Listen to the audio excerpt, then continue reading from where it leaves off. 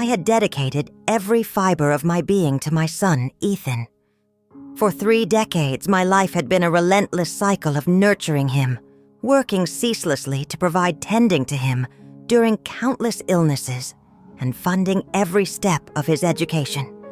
My sacrifices had been profound, extending even to the dissolution of my marriage and the suppression of my own aspirations, all in the fervent hope that his life would be brighter, easier, and filled with opportunities I never had. Yet the day I was forced to tell him I had lost my job, the first words out of his mouth were a venomous command to leave and a cruel denouncement of me as a useless burden, a parasite.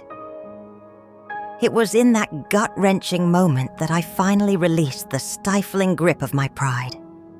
I refused to remain the mother who would passively endure being trampled upon. A quiet, fierce resolve solidified within me. I would stand up for myself unapologetically. They believed I was utterly destitute, stripped of resources and agency. What they were blissfully unaware of was the substantial fortune bequeathed to me by my recently deceased employer, Catherine, a woman who had genuinely valued and respected my unwavering devotion over the many years I had served her. This time I was determined to make them understand with chilling certainty that the cost of their betrayal would be exponentially higher than anything they could possibly conceive. I had just walked through the front door of their house, the scent of their familiar home, initially offering a fleeting sense of comfort. When I shared the news with Ethan, I would no longer be working for Catherine. I hadn't even managed to utter more than a few fragmented sentences, the explanation hovering on my lips, before his expression curdled, and he abruptly cut me off. His face contorted, darkening, with an immediate and palpable anger, and his voice surged sharp and accusatory. Why on earth would you just quit? That was a steady $8,000 a month. What are you possibly planning to do now? Just lounge around and live off of us. The small spark of anticipation and warmth I'd felt upon arriving home was instantly extinguished, replaced by a cold shock. Could he genuinely believe I had simply walked away from a secure, well-paying job just to indulge in leisure at his expense? My sole motivation for returning was the sincere desire to simplify their lives, to be present and helpful. His words landed like a physical blow, a harsh, stinging slap across the face. Yet despite the intensity of the pain, I bit back the retort, refusing to erupt in anger. I tried to rationalize his outburst, reminding myself that he had been under considerable strain these past few years. His wife, Nicole, hailed from a family of significant social standing and intellectual repute, who had never bothered to conceal their disdain for our more humble background. Her mother, Susan, was a university professor, her father involved in local government, a world away from the life I had built through sheer grit and hard work. To them, Nicole had unquestionably married below her station, a source of quiet, simmering resentment. Nicole, unfortunately, had fully absorbed her family's condescending attitude. She subjected Ethan to a constant barrage of thinly veiled insults, criticizing his income, mocking his upbringing, seizing upon any perceived weakness to erode his self-confidence. Despite this, I harbored a quiet hope. I believed that once they learned about the inheritance Catherine had entrusted to me, a staggering $8 million, they would finally view Ethan through a different lens. Perhaps they might even treat him with a modicum of respect for the first time. But I held back the information about the money, keeping it closely guarded for the moment. Instead, I pivoted, mentioning the secondary, equally important reason I had returned home. Didn't you mention that Nicole is planning to get pregnant sometime soon? I thought I would come back early, specifically to help out, to offer support during her pregnancy, to assist with her recovery afterward, and perhaps even lend a much-needed hand with the new baby. Nicole's expression, which had been merely dismissive, froze, and then shifted into something instantly cold, devoid of warmth or welcome. I could have sworn I even saw her subtly scoff. Postpartum recovery demands professional medical attention and specialized care. She stated flatly, her voice dripping with implied superiority. You spent years working as a housekeeper. What possible knowledge or understanding would you have about such matters? Her mother, Susan, who had been observing silently, shot me a look that was utterly dismissive, reinforcing Nicole's contempt, and chimed in, without missing a beat, seamlessly joining the attack. Taking care of a newborn child involves far more than just changing diapers and preparing bottles. It is a complex science requiring actual formal training. This is certainly not a task that amateurs can competently handle. The way the two women collaborated, launching their condescending remarks with such effortless synchronicity, made it painfully clear that they had meticulously planned and rehearsed this humiliating exchange beforehand. And just like that, within minutes of arriving, I had been summarily dismissed and written off as an incapable, unfit caregiver, deemed unworthy of assisting with their precious future child. A silent, bitter laugh rose in my throat, quickly stifled. Nothing had truly changed. Despite my hopes, they still perceived me as being beneath them, a relic of a less sophisticated world.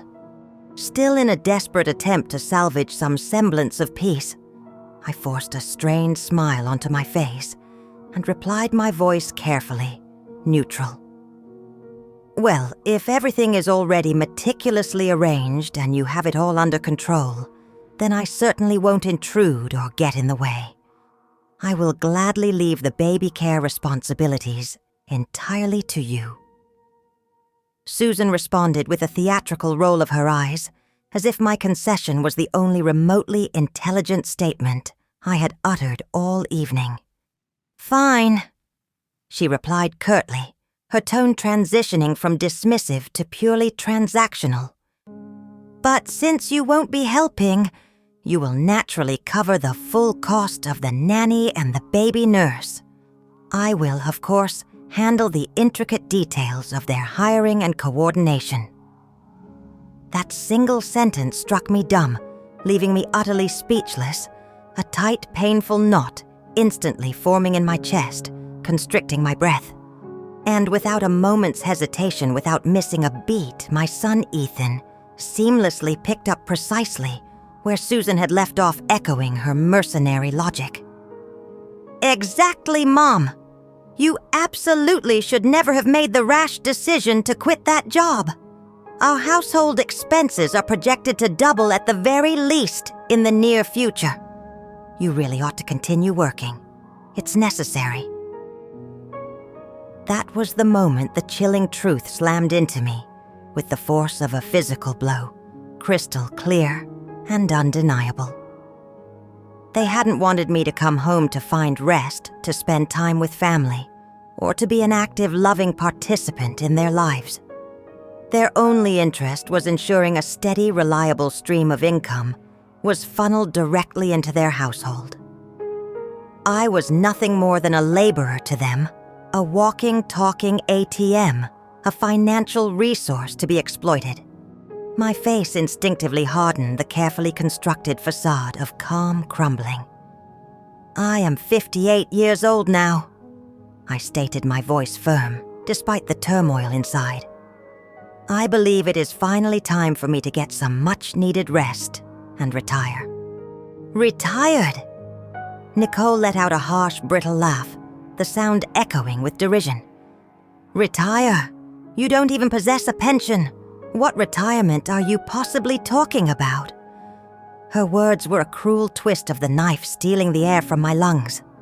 Years ago, I had desperately wanted to invest in a proper retirement plan to secure my future. But it had been utter them, Ethan and Nicole, who had strongly advised against it, urging me instead to save every available dollar and use it to help them pay off their mortgage early. And now they were throwing that very sacrifice back in my face, using it as a weapon. Nicole, with a dramatic toss of her hair, snapped back her voice, sharp and accusatory. "That's because your income was utterly pathetic. Who is to blame but yourself? Who told you to buy a house you couldn't realistically afford without taking out a massive loan?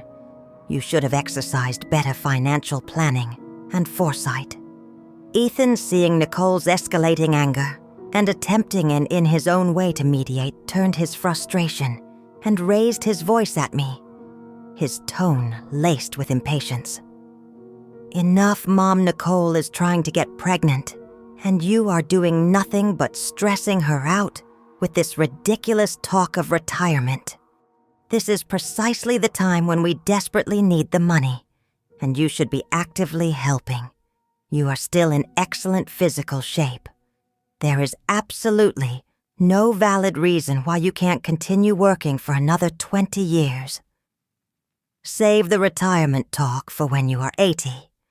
Another 20 years. The prospect froze me, a profound, indescribable sadness, washing over me, hollowing me out from the inside.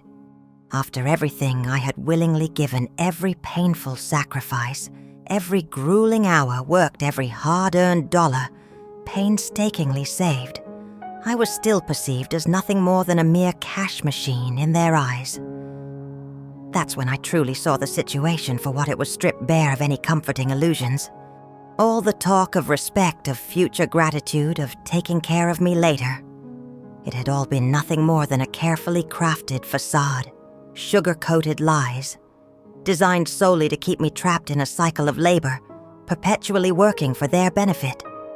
I remembered back when Ethan was still navigating the complexities of college life. He had already begun dating Nicole.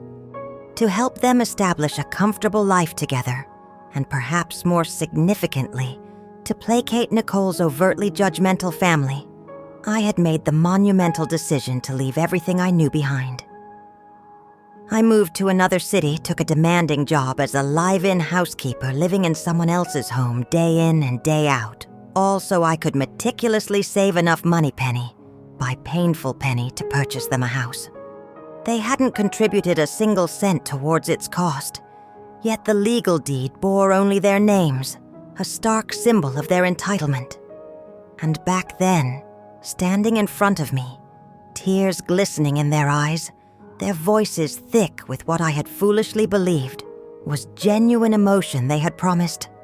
One day, when we are better off, when we have achieved stability and success, we will take comprehensive care of you. You will finally experience the comfortable, easy life you truly deserve. But now their definition of the life I deserved was brutally clear.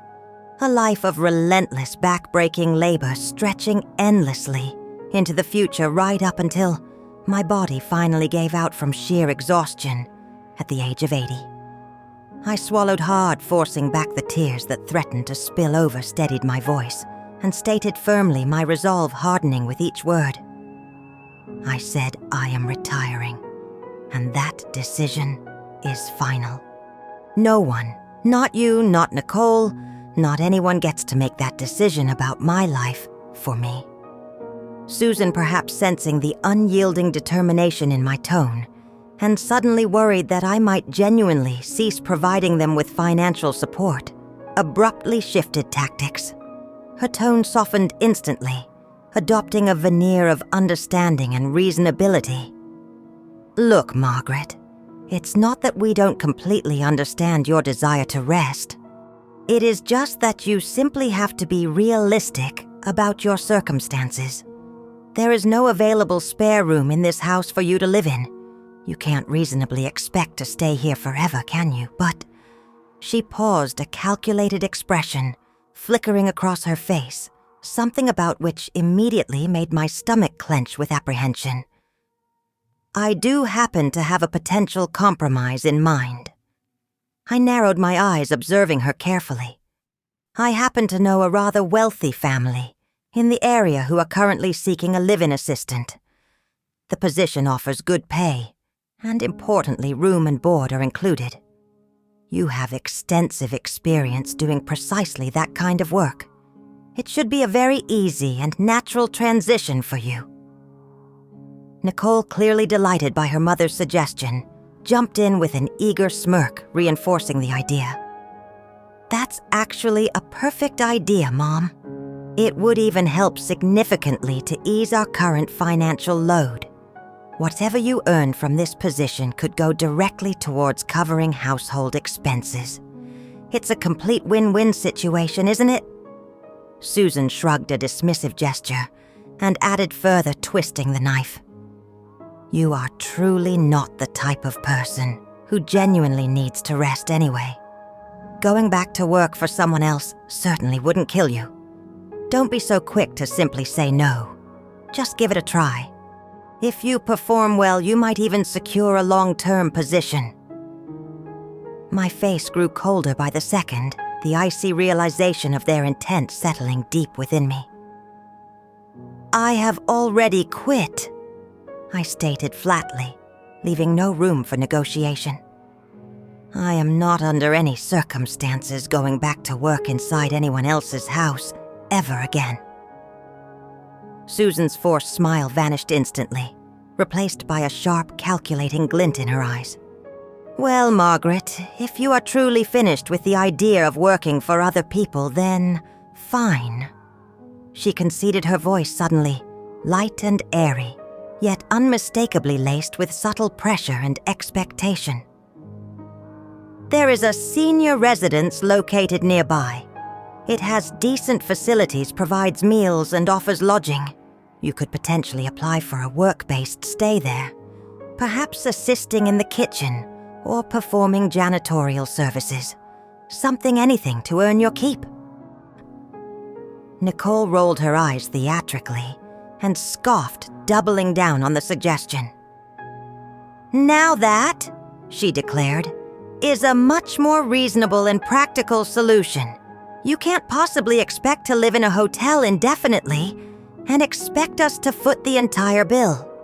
At least in assisted living, you would be pulling your own weight, contributing in some way. Stop expecting us to constantly carry you." A slow burning rage began to simmer in my chest, threatening to erupt, but I forced myself through sheer force of will to maintain my composure. I turned my gaze to Ethan, appealing to the son I had raised, the child I had sacrificed everything for. "Ethan," I said, my voice tight with suppressed emotion, "do you honestly believe it is acceptable, morally right, to send your own mother away to scrub floors in a retirement facility, simply so she can earn her keep and feed herself?" His eyes darted away, unable to meet mine directly, but he stubbornly clung to his pretense of being rational and pragmatic. "Mom, you simply have to be realistic about the situation. You have always emphasized your desire to be independent. Isn't this the most dignified and sensible way for you to achieve that independence? You would be supporting yourself, and frankly, neither of us would owe the other anything further." And as if to underscore the urgency and finality of his plan, he pulled out his phone, adding callously, "Besides, there happens to be an open spot available right now. I already called earlier specifically to check on availability. You could potentially move in as soon as today." "Ush." Then right there in front of me, demonstrating his eagerness to rid himself of me, he began dialing the number again. I stood frozen, utterly unable to comprehend the scene unfolding before me. The child I had poured my entire life into, raising the very reason for every sacrifice I had made, was now so transparently eager, so shamelessly willing to cast me out of his life as if I were nothing more than inconvenient, unwanted, dead weight. My hands began to tremble uncontrollably, and tears hot and unstoppable streamed down my face. "Ethan!" I choked out my voice, thick with pain and disbelief. "I gave absolutely everything I had to raise you. I drained my entire life savings to purchase you. This house, this home, and now at this very moment, all you perceive me as is a burden, a problem you cannot wait to be rid of. Is this, Ethan, how you choose to repay your mother, Is this my reward? For a fleeting second, a flicker of something that resembled guilt appeared in his eyes, but it was instantly and brutally swallowed by a surge of pure, unadulterated rage. He lunged forward and kicked over my suitcase, sending it crashing to the floor, the contents spilling out in a chaotic mess. "You think you suffered?" He spat, his voice venomous, dripping with resentment. "That was your personal choice? If you hadn't foolishly divorced my father, we would never have ended up financially broken. I could have grown up surrounded by wealth. And you, Margaret, you ruined that. Let me tell you something right now, Margaret." He snarled, using my first name, a deliberate act of disrespect. You owe me for the rest of your life." I stood there stunned into silence, staring into his bloodshot, furious eyes, as a dull, persistent, excruciating pain ripped through my chest like a blunt knife, twisting slowly, deliberately, slicing into the last vestiges of what remained of me. He had absolutely no idea. The only reason I had ever divorced his father was precisely for him, for Ethan.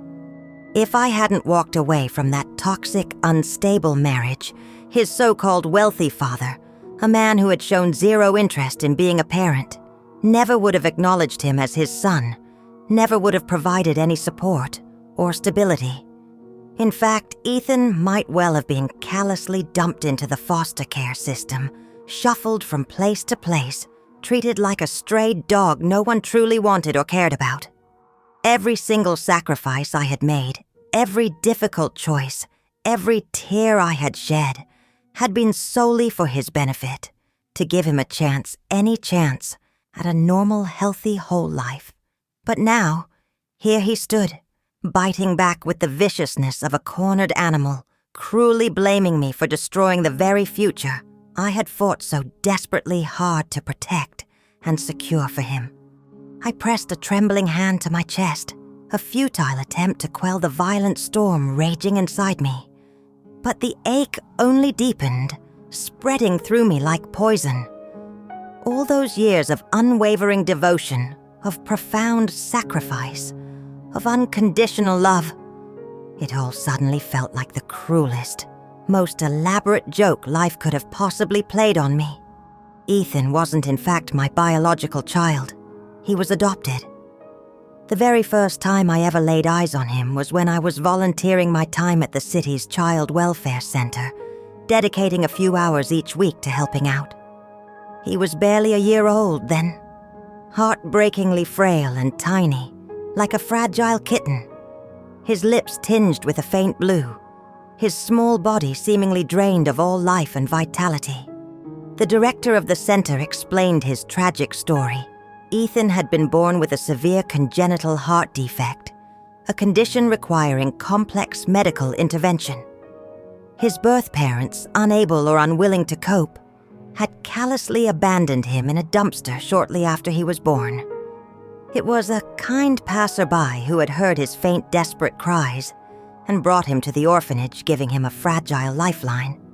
I still cannot precisely articulate what inexplicable force drew me to him in that moment.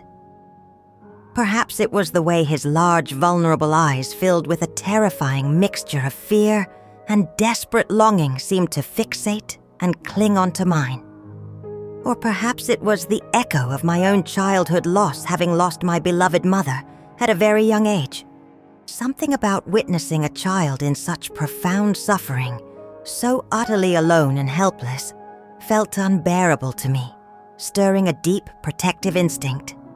I went home that evening, and after much soul-searching and hesitant discussion, spoke with my then-husband about what I had seen and felt.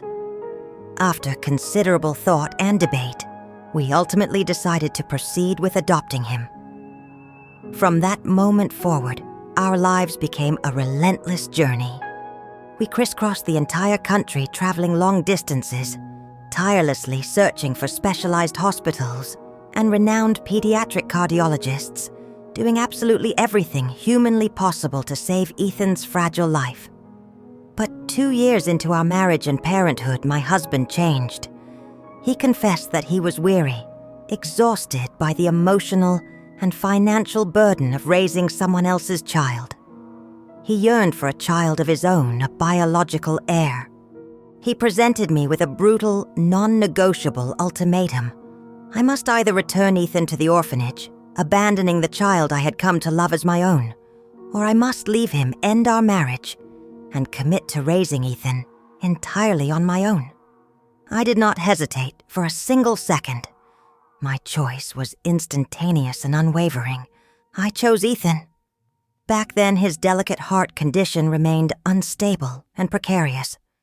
I was absolutely terrified that returning him to the unpredictable environment of the orphanage would inevitably mean delayed medical treatment, missed appointments, or in the worst-case scenario, the tragic and premature end of his life. And so, I embarked on a grueling existence. I worked double shifts at my job sometimes, even piecing together 3 different jobs at once, pushing myself to the brink of exhaustion. At night, long after the house was silent, I would sit alone at the kitchen table, my eyes burning with fatigue, meticulously crafting handmade items, knitting, sewing, anything that could be sold, just to scrape together a little extra income, a few more precious dollars for his care. And somehow, through those long, desperate, seemingly endless years of relentless effort and sacrifice, I managed to keep him alive, to keep him afloat. He not only survived the odds, but miraculously recovered his fragile heart strengthening, and he eventually grew into a healthy, energetic boy, no different from any of his peers. He even achieved the significant milestone of making it to college, a testament to his resilience and my unwavering support. I had never not once told him the full truth about his past, not because I harbored a desire to deceive him, but because I simply did not want to burden him with the weight of such a painful history. He was already a sensitive, often insecure child. I did not want him to carry the heavy burden of knowing that he had been first abandoned by his birth parents, then later explicitly rejected by his adoptive father. My deepest desire was for him to believe that the world, despite its harshness, could still be fundamentally kind, that love, genuine, unconditional love, did indeed exist and was something he was worthy of.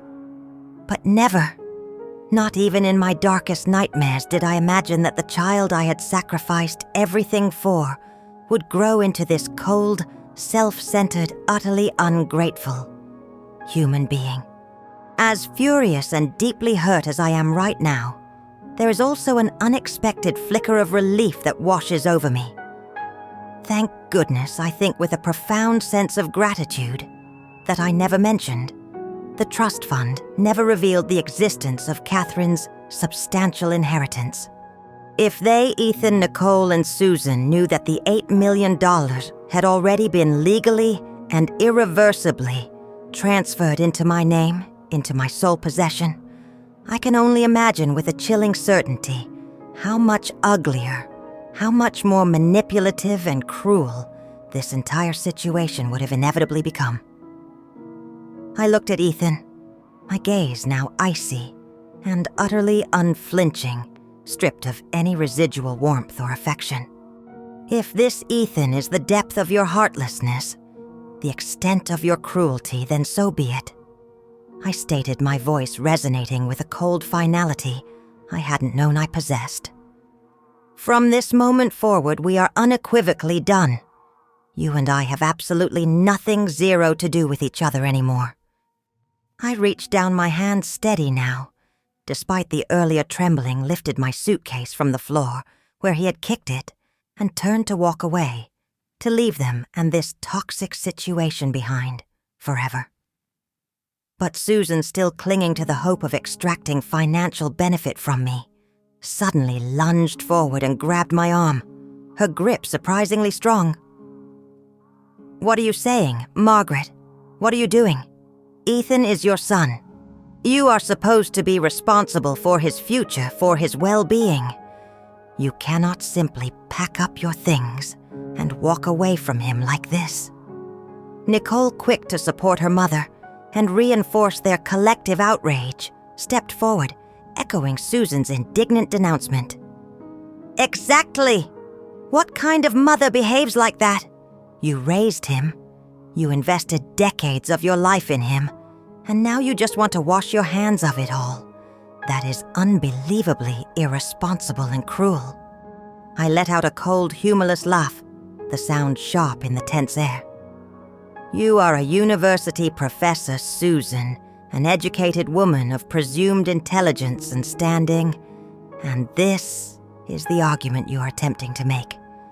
Legally, a parent is only obligated by law to provide care and support for a child until they reach the age of 18, the legal age of majority.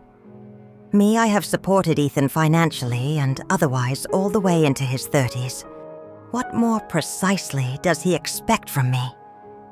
Ethan's face twisted in a fresh wave of fury, his voice rising in a shout, his resentment palpable.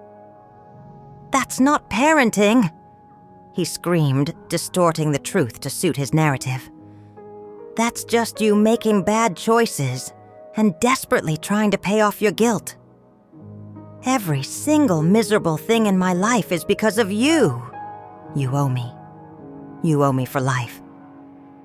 Then he let out a raw, anguished shout, his voice dripping with pure venom and twisted logic. Did you even bother to ask for my permission when you decided to bring me into this world? I almost laughed aloud at the sheer staggering madness of it all, the complete and utter derangement of his words. He sounded completely unhinged, disconnected from reality. I stared at him as if he were a stranger, as someone I no longer recognized, a person utterly alien to the child I had raised. I must have been utterly blind. I said, my voice low and filled with a chilling detachment, to have dedicated my life to raising someone like you. And if you are truly burdened by such deep, twisted, and frankly idiotic philosophical questions about your existence and who is responsible for bringing you into this world, perhaps, I suggested, my tone cutting, you should direct those questions to your birth mother, the one who made the decision to abandon you in a dumpster. I didn't wait to see if my words registered, if the truth of his origin finally pierced through his rage and self-pity. He froze for a brief moment, a flicker of confusion crossing his features, but the raw fury still clung to his face, a dominant mask. It no longer mattered whether he understood or not. His reality, his feelings, his twisted perspective. None of it concerned me anymore. I firmly shook off Susan's persistent grip on my arm and walked deliberately towards the door, opening it and stepping out without a single backward glance. Almost immediately, I heard angry, outraged shouts erupting from behind me, their voices shrill with disbelief and anger. You're disowning your own son, Margaret. You're not even human. How dare you? Don't get too proud. Margaret, when you are old, sick, and utterly alone, when no one is willing to take care of you, let's just see how far that precious independence of yours truly gets you. No one is going to hire a woman your age, mark my words. When you inevitably hit rock bottom, don't even think about coming crawling back to us, begging for help. I paused at the threshold, turned around slowly, and looked back at them, my expression calm, composed, and filled with a cool, dispassionate detachment. Perhaps, I said, my voice steady and clear, deliberately projecting confidence, you should be considerably more worried about your own precarious future. Do not for a single moment forget the house you are currently living in. That house, the one you treat with such casual entitlement, as if it were your birthright, was purchased with every single penny I painstakingly scraped together over many, many years. If I ever make the decision to legally reclaim it, to take back what is rightfully mine, do not be so absolutely certain that you will still have a place to live." Nicole stormed towards the doorway, her face contorted with seething rage, pointing a trembling finger directly at my face. "Don't you dare! Don't you even think about touching this house? It is legally registered in both my name and Ethan's name. It is legally ours. You have absolutely no claim to it whatsoever." The more she shouted, the calmer and steadier, I felt a strange sense of power flowing through me. "Fine," I said, my voice unwavering, my resolve hardening. "Then hear this clearly, and without any ambiguity. I do not care if I have to spend the equivalent price of 2 such houses in legal fees and expenses. I will not under any circumstances allow this house to remain in the hands of a bunch of ungrateful leeches." Nicole's eyes widened in stunned disbelief for a fraction of a second. Then she threw her head back and burst into mocking, derisive laughter, the sound harsh and unpleasant. "You have completely lost your mind, Margaret Two Houses. You probably don't even possess $1,000 to your name. This house is ours. It is our legally protected marital property. You are nothing more than some washed-up, insignificant maid who is foolishly attempting to bite off far more than she can possibly chew. Get lost. People like you, Margaret, deserve nothing more than to rot on the street." With that final cruel pronouncement, she slammed the door shut in my face, the sound echoing through the hallway. I did not respond. I did not argue further. I did not even flinch. I simply turned towards the elevator, pulled out my phone, and began browsing listings for luxury homes in the city's most exclusive top-tier neighborhoods. A small, bitter smirk played at my lips. If I wasn't going to move into the best, most luxurious house available in town, I would truly be doing a disservice to the substantial $8 million sitting comfortably and securely in my trust fund. That very night, I checked into the most exclusive, prestigious 5-star hotel located downtown. The opulence was a bomb.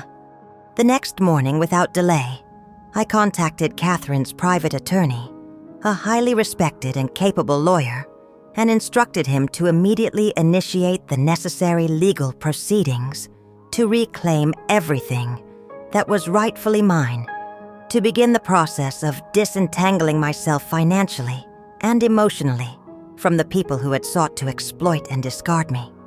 In the ensuing days that followed, I resided comfortably in the luxurious anonymity of the 5-star hotel, dedicating my time and energy to immersing myself deeply in the city's high-end luxury real estate market. I meticulously researched properties, reviewed countless listings, and scheduled viewings for the most promising options.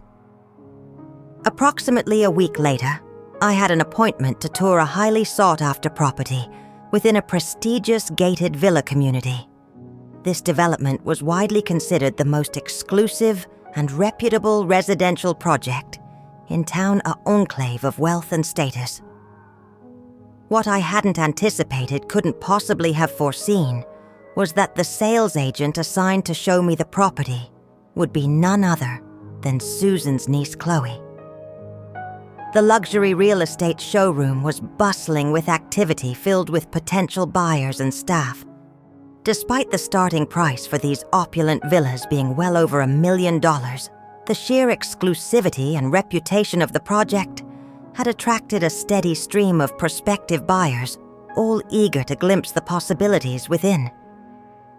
I had just stepped into the grand, expansive lobby, the air cool and scented, when a young woman possessing long dark hair and a fresh, eager professional smile approached me. "Good afternoon, ma'am," she said, her tone polite and welcoming. "Would you be interested in having me walk you through the project details and answer any questions you may have?" "Yes, please," I replied, accepting her offer. "Could you begin by showing me the model homes? That would be a good starting point." I followed her towards the designated display area, But we hadn't taken more than a few steps when a sharp, instantly recognizable voice cut through the ambient noise of the showroom, ringing out across the room with an unpleasant high-pitched tone. Who is responsible for handling client screening today? Are we simply allowing just anyone to walk in off the street now? I looked up, my gaze drawn to the source of the sound. There she was, Chloe Susan's niece, Nicole's cousin. We had only crossed paths a few times in the past, but she had left a lasting, unfavorable impression. The classic attitude of a social climber, the kind of person who exudes arrogance and condescension in every word and movement, constantly flaunting her supposed exclusivity and claiming to deal only with clients from the highest echelons of society. Before I could react, before I could even formulate a response, she was already striding purposefully towards me, her heels clicking loudly and confidently on the polished floor. Her eyes fixed on me, filled with an unmistakable expression of disdain and contempt. "Margaret," she said, her voice sharp with surprise and skepticism. "What are you doing here?" I glanced at her, coolly refusing to engage in pleasantries, and continued walking towards the model homes, maintaining my composure. "I am here to view a property," I stated calmly. "Is there a problem with that?"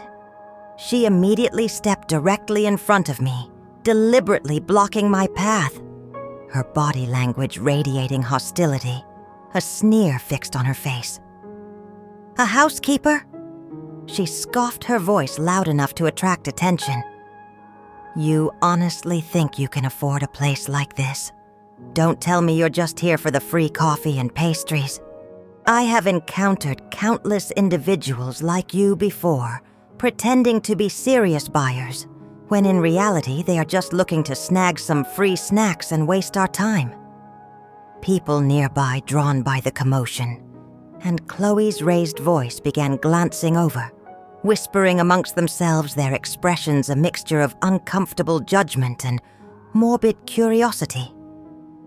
Some even offered slight nods as if silently agreeing with Chloe's assessment, confirming their own prejudices.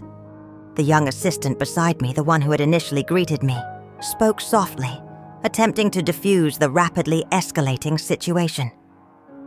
"Chloe," she said gently, her tone conciliatory. "I am not currently busy. I would be happy to show this lady around." But Chloe, her face contorted with anger and impatience, shoved her aside without a moment's hesitation, her eyes burning with contempt for the junior colleague. "And who exactly do you think you are?" she demanded, her voice rising, "lecturing me on how to effectively do my job." The younger girl visibly shrank back, intimidated by Chloe's aggressive behavior. Then Chloe turned, her demeanor shifting into one of arrogant authority, and waved imperiously towards two security guards stationed nearby. "You two," she ordered, pointing at me, "escort this visitor out of here immediately." The entire showroom fell silent, all eyes fixed on the unfolding scene, a captive audience. I calmly raised my hand, signaling to the security guards to stop before they could approach me. "I arrived here with a scheduled appointment to view a property," I stated clearly, addressing the guards and the surrounding crowd. "On what possible grounds are you attempting to forcibly remove me? Where is your manager? I would like to speak with someone in charge of this establishment." I then turned slightly towards the hushed crowd of onlookers, appealing to their sense of fairness, however slim it might be. "You are all here for the same reason, to look at properties. I ask you honestly, have I behaved inappropriately in any way?"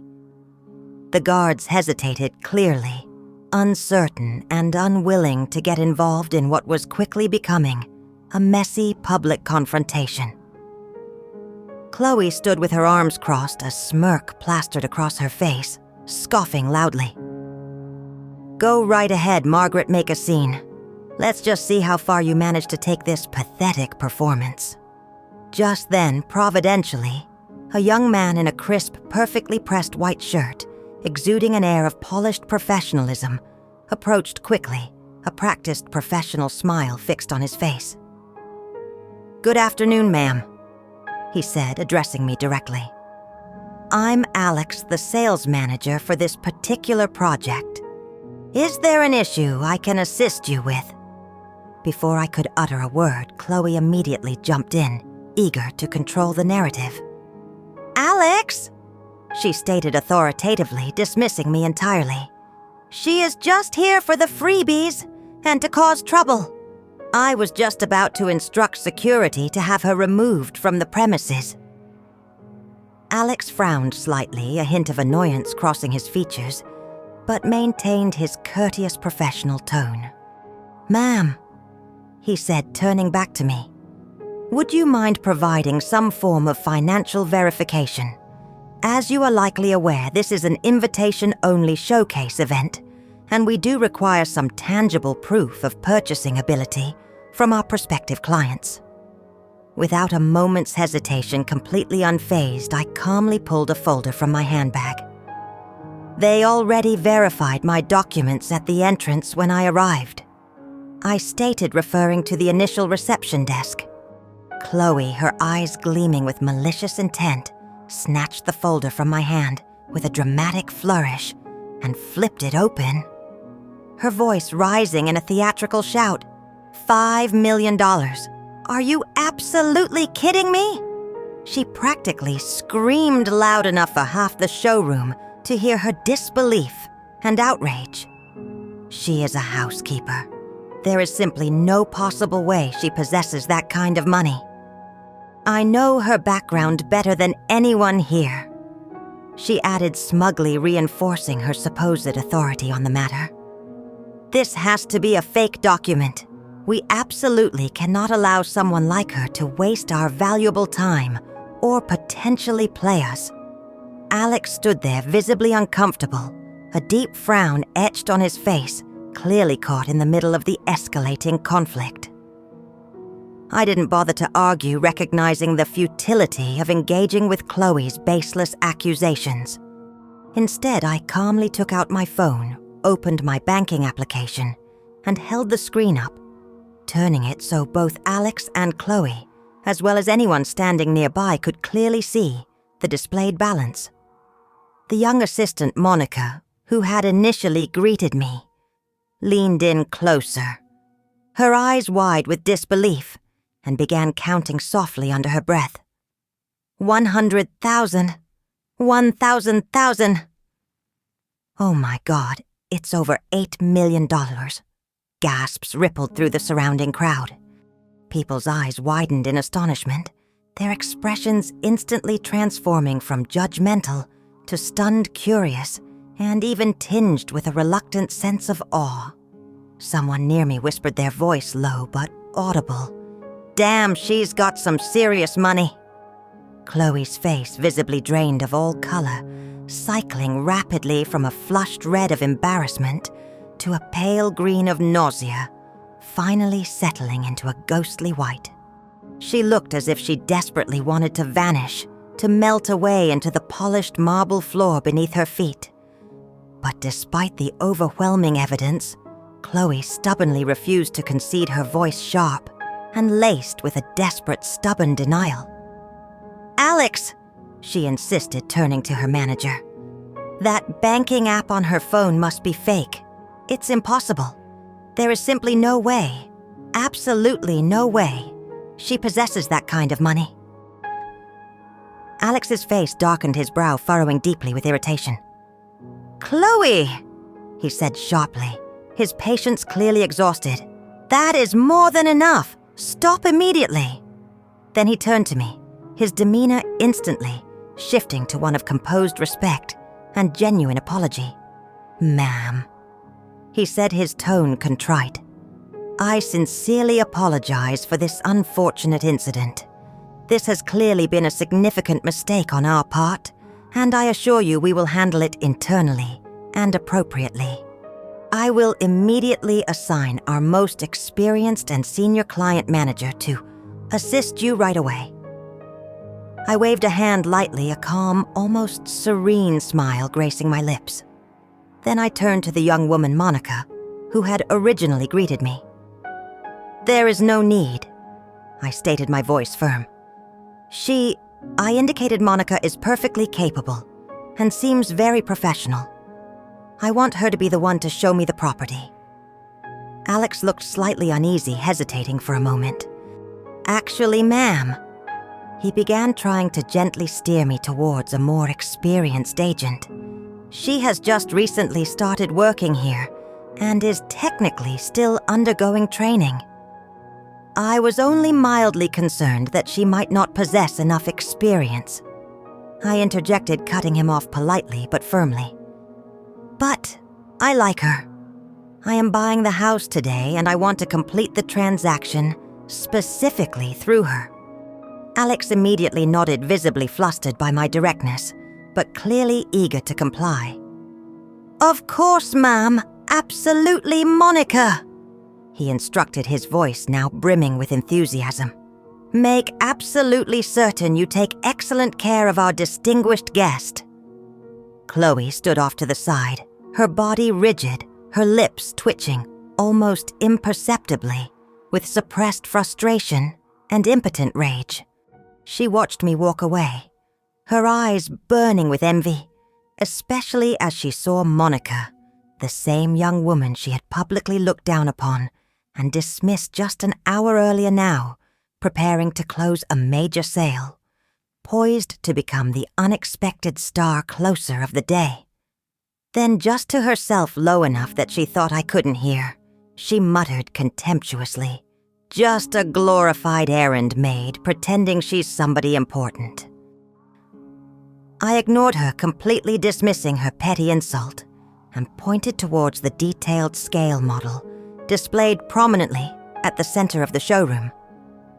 "I want to see this one," I told Monica, indicating a specific villa model. The moment I first laid eyes on that particular villa, I knew with absolute certainty that it was the one. It boasted soaring dramatic ceilings in the living room, a spacious, beautifully landscaped backyard garden, and a sunroom spanning over 200 square feet, flooding the interior with natural light.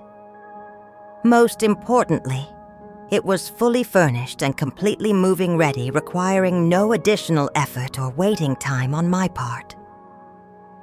"I'll take this one," I said without a moment's hesitation, the decision feeling right and empowering.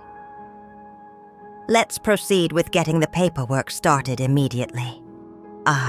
Monica's eyes lit up with unrestrained excitement, her face beaming. "Ma'am," she stammered, almost unable to contain her joy. "Are you absolutely sure you don't want to tour a few more options? I am entirely free. I would be delighted to show you other properties available in the community." "There is no need," I replied, my decision firm and final. "This one is more than enough. It is perfect." She could barely contain her elation. "Ma'am," she exclaimed, her voice trembling slightly with emotion, "this will be the very first sale I have ever closed. You are my good luck, charm, my miracle." We headed towards the signing area, a private booth designated for closing transactions, and as I reviewed the complex paperwork, a low murmur of whispers started behind me, the crowd still buzzing with the events they had witnessed. "Damn!"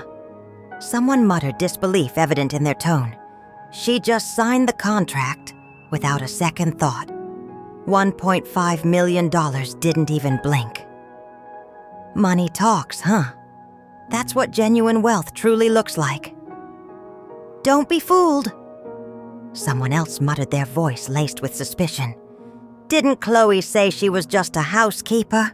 She is probably just flashing around her employer's money, putting on a show." These days, even servants seem to know how to create a deceptive facade.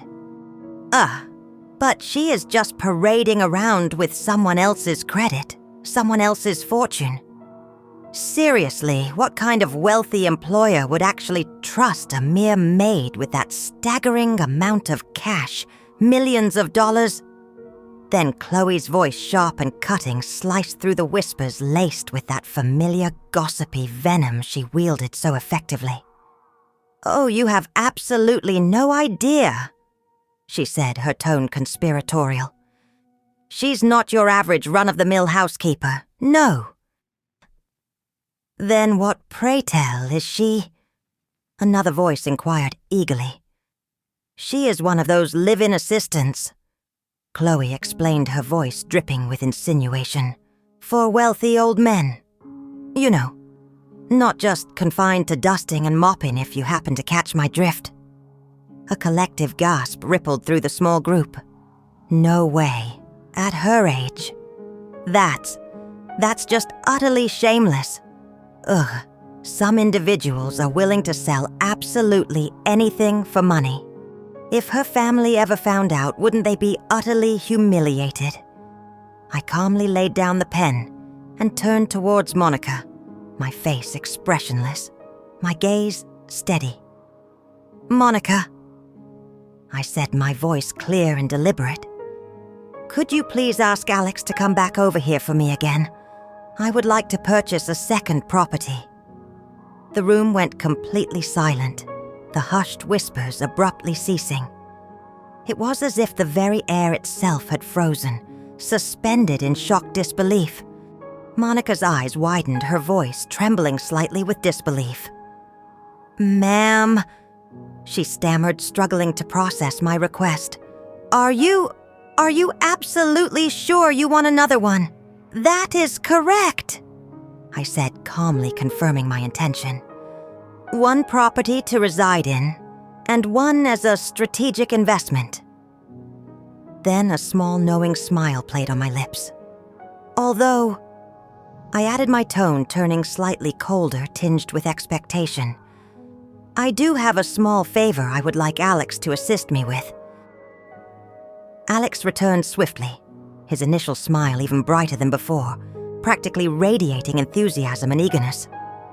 "Hello again, ma'am," he said, his voice deferential. "Please just let me know what I can possibly do for you." "I have confirmed the purchase of the first property," I stated, getting straight to the point. "I am ready to sign the contract for it, and I would also like to add a second unit to the purchase as well.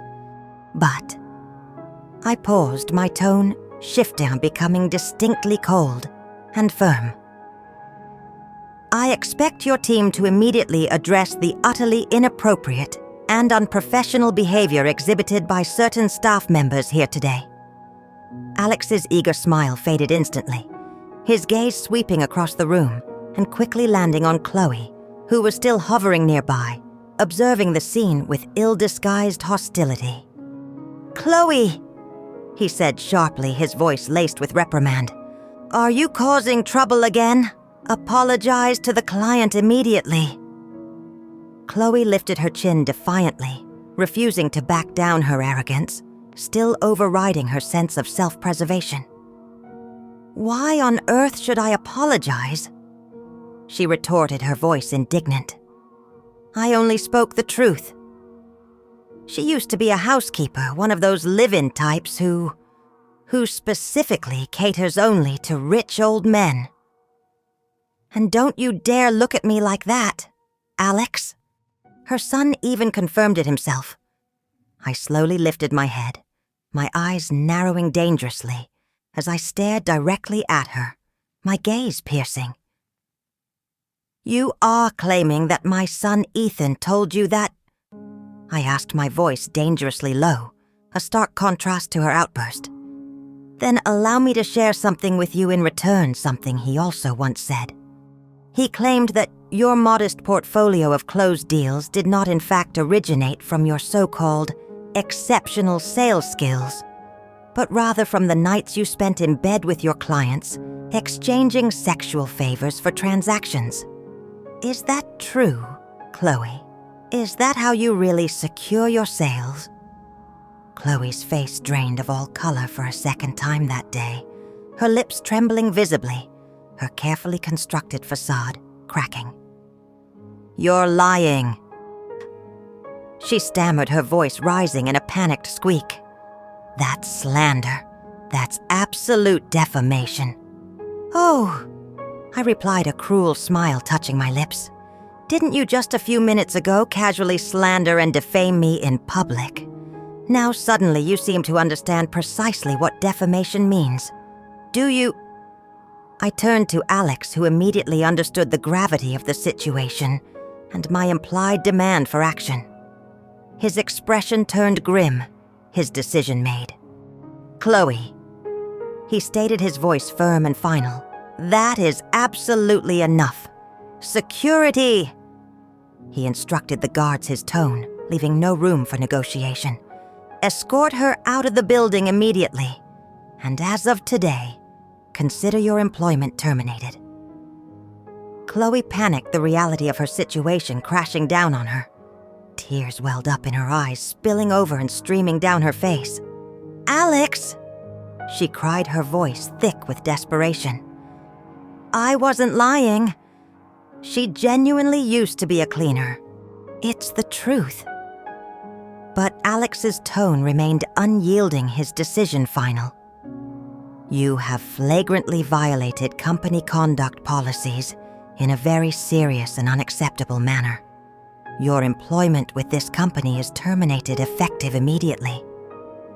I raised my hand, signaling to the security guards to halt their approach towards Chloe.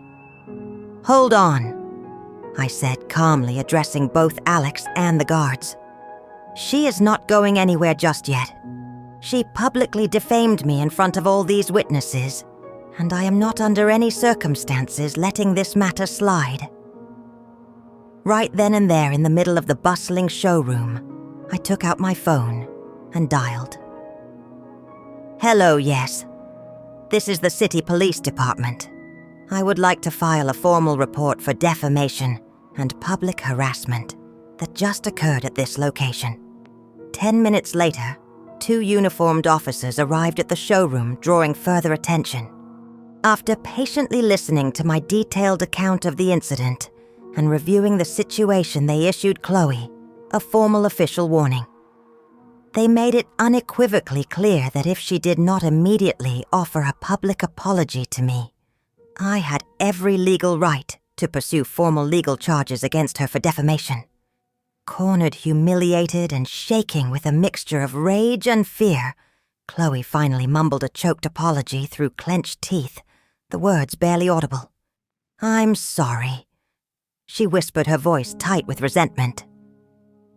She shot me and Monica one last hateful, venomous glance before storming off, her eyes burning with bitter envy, especially when she saw Monica, the same young woman she had treated with utter disdain just an hour before preparing to close the second major sale. Now the undisputed star closer of the day, her future at the company secured. By the end of the day, I had signed the contracts for both properties, paying in full without so much as a pause or a second thought, the substantial sums feeling like mere numbers on a page. Monica stood by my side, her eyes shimmering with genuine emotion. She could barely get the words out, her voice thick with gratitude. "Ma'am," she stammered, overwhelmed. "I honestly cannot thank you enough. I have been working here for 3 months now, without a single sale. And today, 2 units back to back. You are honestly my miracle." To express her profound gratitude, she insisted on personally arranging for the deep cleaning and meticulous moving preparations for both of my new villas. I gladly accepted her offer, touched by her sincerity. For the first time in years, I felt a profound sense of lightness, as if all the accumulated humiliation, the years of biting resentment and the lingering bitterness had been miraculously swept away like the dust outside the doors of my new villas. That evening, just as I had returned to the familiar comforts of my 5-star hotel suite, my phone rang. The caller ID displayed Ethan's name. I hesitated for a second before answering. Ethan, what in the name of all that is holy did you do to completely ruin Chloe's job? Susan's voice, shrill and accusatory, immediately erupted from the other end of the line.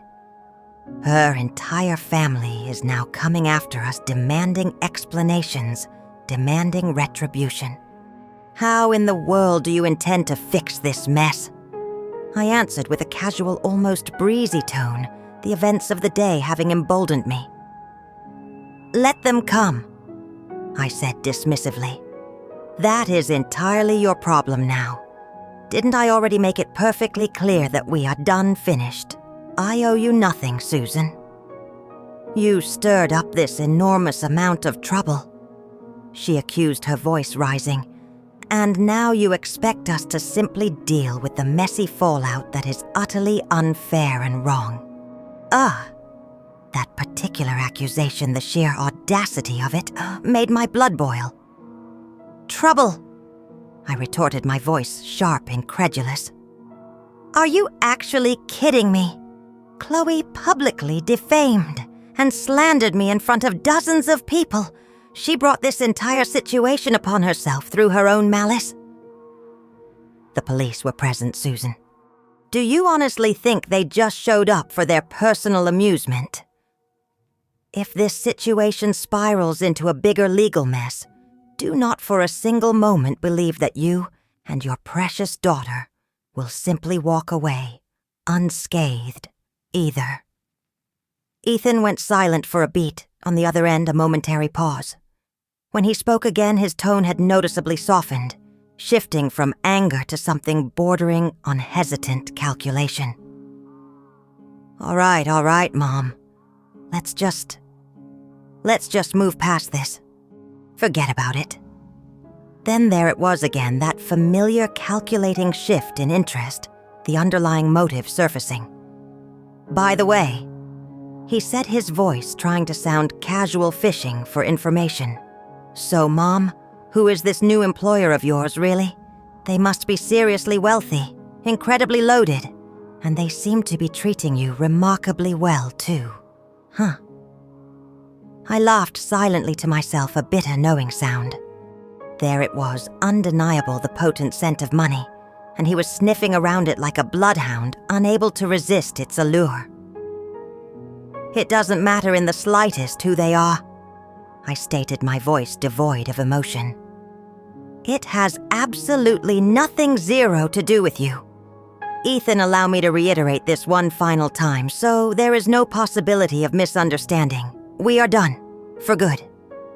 And with that, without waiting for a response, I abruptly ended the call.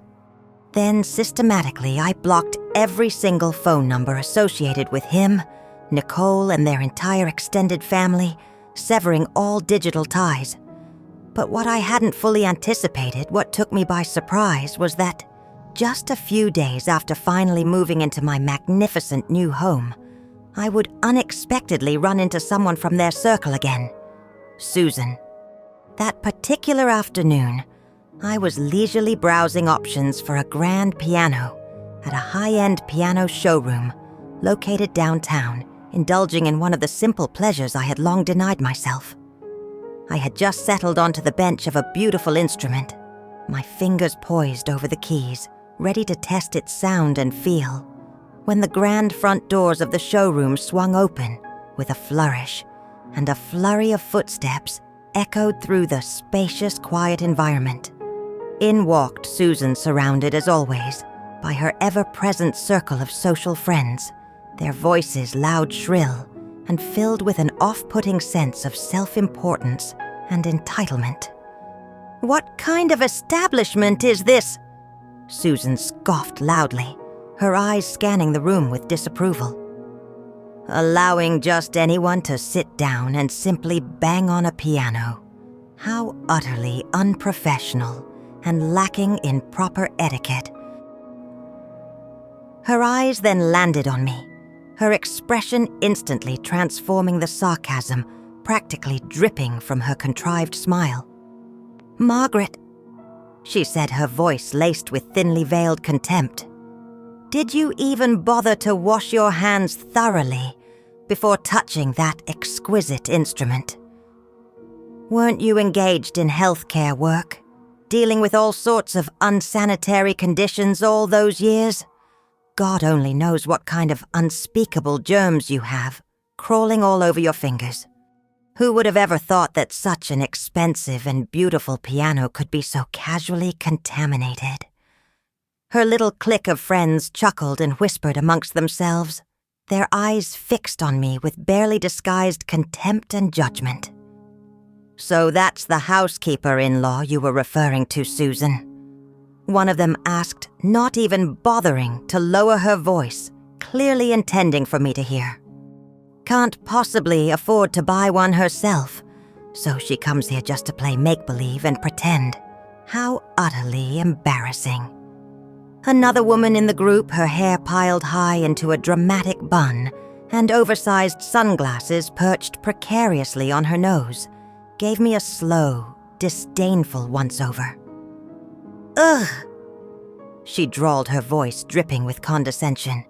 There is truly nothing more irritating than someone attempting to act refined and classy while visibly carrying a knockoff handbag. The two sales associates working at the showroom exchanged a subtle, uncomfortable glance, clearly unsure how to handle the situation and Susan's rude behavior. One of them, a young man, approached me directly, offering a warm, professional smile, attempting to create a sense of normalcy. "Please feel entirely free to continue trying the piano, ma'am," he said, his tone reassuring. "That is precisely what these instruments are here for potential clients to experience them. There is absolutely no purchase required to play." I nodded politely, acknowledging his kindness, then turned back to the sheet music placed on the piano stand, preparing to play. Trying to ease the rapidly growing tension in the room, the other sales representative approached Susan and her group. "Ladies," he said, his voice welcoming, "welcome to our showroom. Is there a particular model of piano you would like to see? I would be more than happy to walk you through our selection and discuss the various options." Susan shot me another glance, this one filled with icy frost, then replied sharply, her voice dismissive. "We were originally planning to take a look, but now I am really not so sure I want to stay. It is clear that this establishment does not care about the integrity of its instruments or the comfort of its clients." I gave the sales associate standing by my side a calm, confident smile and said clearly, deliberately, raising my voice slightly so Susan and her friends could hear, "I will require a bit more time to try a few different pianos. I fully intend to make a significant purchase today." The woman with the dramatic bun scoffed audibly and dropped herself onto a nearby sofa with a theatrical sigh crossing her arms in a defiant posture. "Sure you do," she said mockingly. "I will just sit right here and watch with great interest how you manage to talk your way out of this. I simply cannot wait to witness how you slither off without actually buying anything." Susan tugged impatiently on her friend's arm, urging her to leave. "Come on," she whispered, her voice low but anxious. "Let's just go somewhere else. Simply being in close proximity to people like this is putting me in a foul mood." But I knew better. Susan had clearly already heard likely from Chloe that I had purchased 2 villas. She was undoubtedly unsure whether to fully believe the astounding news, and subtly she was afraid that I might once again prove her wrong, publicly demonstrating my financial capability. But her friend with the bun wasn't so easily persuaded or deterred from her anticipated entertainment. "I am staying right here," the bun-haired woman declared, a smirk playing on her lips. "I won't be able to sleep a wink tonight if I don't get to see this woman ultimately fall flat on her face in humiliation." Her words seemed to galvanize the rest of Susan's group. They all settled in, waiting expectantly for what they clearly assumed would be an entertaining public disaster for me. I deliberately chose one of my favorite, most expressive pieces and let my fingers fall gently, instinctively, onto the keys, allowing the music to flow through me. The notes filled the room soft at first, then building steady and resonant, the familiar melancholic melody of Beethoven's Moonlight Sonata weaving through the air. The bun-haired woman twisted her mouth in a clear display of mockery and snorted derisively. "What on earth even is that noise?" she sneered. "It sounds like nothing but unpleasant noise. Who in their right mind taught her how to play? She actually thinks she belongs in a prestigious piano store with that mess. Give me a break." But before I could respond, before I could even contemplate acknowledging her rude comment, the sales associate standing by my side started clapping genuine admiration and surprise, evident in his eyes. "Ma'am!"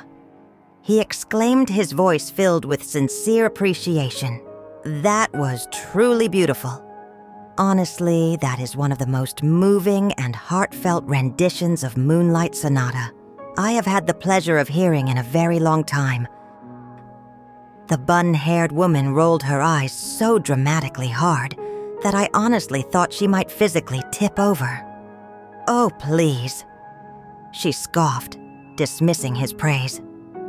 If she were truly that talented, that accomplished, she wouldn't be stuck in whatever dead-end, unremarkable life she's currently living. Your flattery is pathetically transparent and a little too obvious, sweetheart. Just then, a few young people, likely serious music students or enthusiasts, quietly entered the showroom. They didn't speak a word, simply stood behind me respectfully, listening intently as I continued to play. The moment I lifted my fingers from the keys, as the final notes faded, a round of spontaneous, genuine applause erupted from behind me from the small group of young listeners. "Wow!" one of them exclaimed, his voice filled with awe. "That was absolutely incredible. I have been studying piano myself for many years, and I still cannot manage to bring out that level of emotion, that depth of feeling in Moonlight Sonata. Seriously," another chimed in, equally impressed. "You captured the entire hazy, dreamlike mood of the piece so effortlessly. You are truly amazing." Susan stood nearby, her brow furrowing with confusion, her eyes narrowing an invisible storm, brewing as she tried to reconcile what she was witnessing with her preconceived notions of who I was. She simply couldn't seem to wrap her head around it. How could someone she had consistently looked down upon, someone she had dismissed as being beneath her, possibly possess such grace, such skill, such evident talent? The truth was, this unexpected moment of peace, of finding solace and expression through music, was something I owed entirely to my late employer, Catherine. She had come from an exceptionally prestigious family, possessing an innate elegance and a profound sincerity that made her one of the most remarkable women I had ever met. Not once, not for a single moment, did she ever treat me as if I were beneath her. In fact, she treated me more like a beloved younger sister than a mere employee. Whenever she found herself with free time, she would graciously invite me to join her in pursuing her various passions, learning music, practicing painting, discussing literature. And I'm deeply grateful for her incredible generosity and boundless patience. Never once took her invitations lightly. I studied alongside her with unwavering dedication, absorbing everything she taught me. Over the years we spent together, she didn't just change my lifestyle or my circumstances. She fundamentally transformed my entire spirit, nurturing aspects of me I hadn't even known existed. I continued playing, allowing the music to carry my thoughts, while the bun-haired woman's face visibly soured under the growing stream of sincere praise directed towards me. She lowered her head slightly, clearly unsettled by the unexpected turn of events. Then, in one last, desperate, pathetic attempt to save face and regain control of the situation, she snapped her head up, her voice sharp and challenging. "So what?" She sneered, her tone dismissive. "If you can manage to play just one song, big deal. If you are truly that impressive, if you're really as wealthy and talented as you pretend to be, then pay for the piano right here, right now." I had already made my decision. Calmly, without a moment's hesitation, I handed my credit card to the sales associate standing respectfully by my side. "Thank you, ma'am," he said cheerfully, accepting the card. "That will be $15,000. I entered my personal identification number into the portable terminal. "Transaction approved, ma'am," he confirmed, handing the card back to me. "May I have your name, please, to finalize the invoice?" he asked. "Of course," I said, and deliberately wrote my name down clearly on the provided form. "Margaret Turner." The bun-haired woman visibly blanched her face, paling instantly, and she violently jerked her head towards Susan in stunned disbelief. "You said—" She stammered, her voice disbelieving. She worked for someone else, that the villas she supposedly bought weren't even hers. Susan's face shifted, her expression caught somewhere between profound disbelief and something far more complex, a tangled mix of shock, suspicion, and dawning dread. She walked over slowly, her demeanor uncertain. You bought this piano yourself?" she asked, her voice hesitant, seeking confirmation. "And those 2 villas, those were genuinely yours too?" I smiled a slow, knowing smile. "Yes," I confirmed calmly. "The invoices and contracts all bear my legal name. If they are not mine, Susan, then whose exactly would they be?" "Yours." Her face twisted instantly, a storm of shock, intense envy, lingering suspicion, and bitter, bitter regret, flickering across her features, a chaotic mess of negative emotions. "Margaret," she stammered, her voice shaking slightly. "You were just a housekeeper. Where in God's name did you acquire all that money from? Every single dollar I have spent, every asset I possess, was earned legally and rightfully." I stated, my voice sharp, cold, and unwavering, leaving no room for doubt or challenge. Susan scoffed, dismissing my explanation outright. "Oh, please, don't try to lie to me.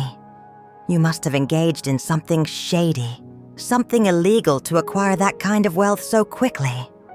The bun-haired woman immediately chimed in, eager to validate Susan's suspicion. "Yeah," she agreed, her voice filled with malice.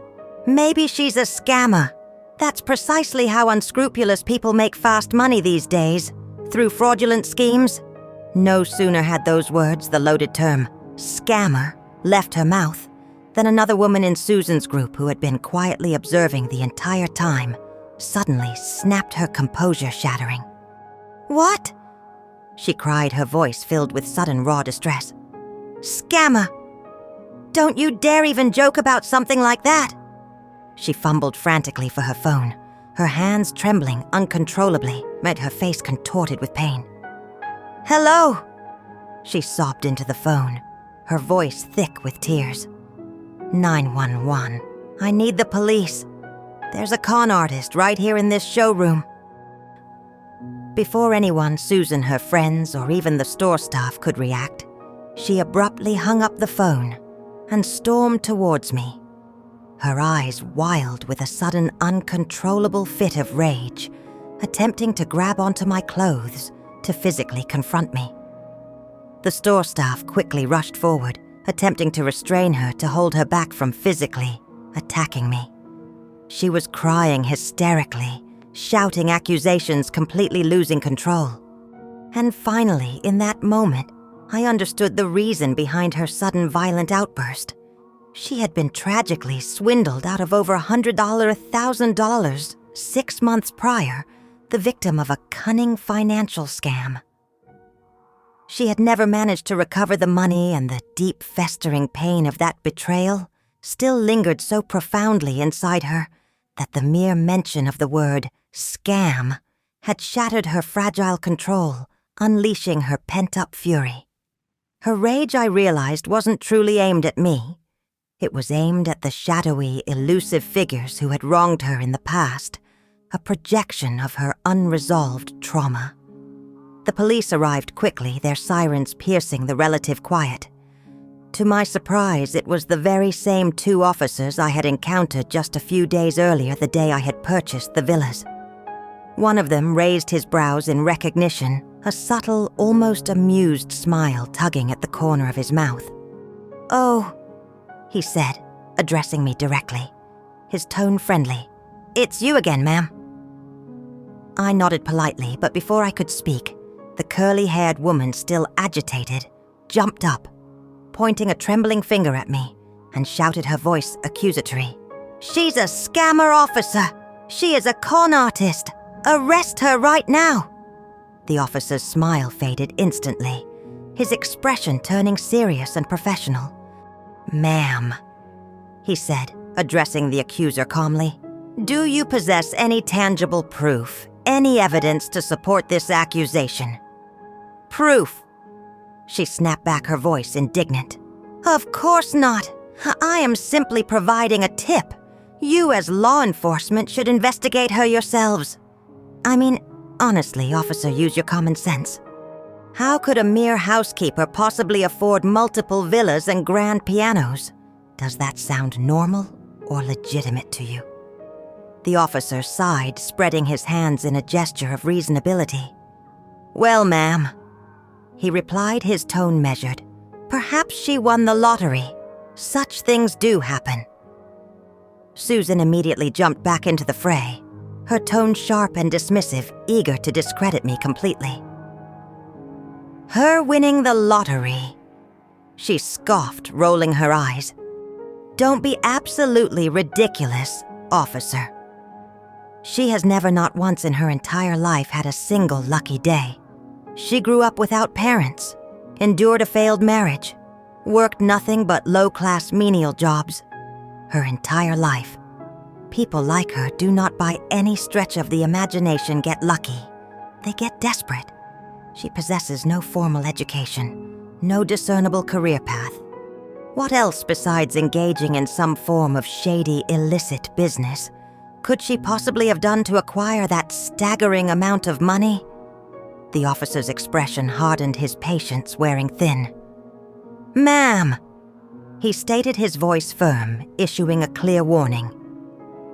"I strongly advise you to carefully consider and watch your words.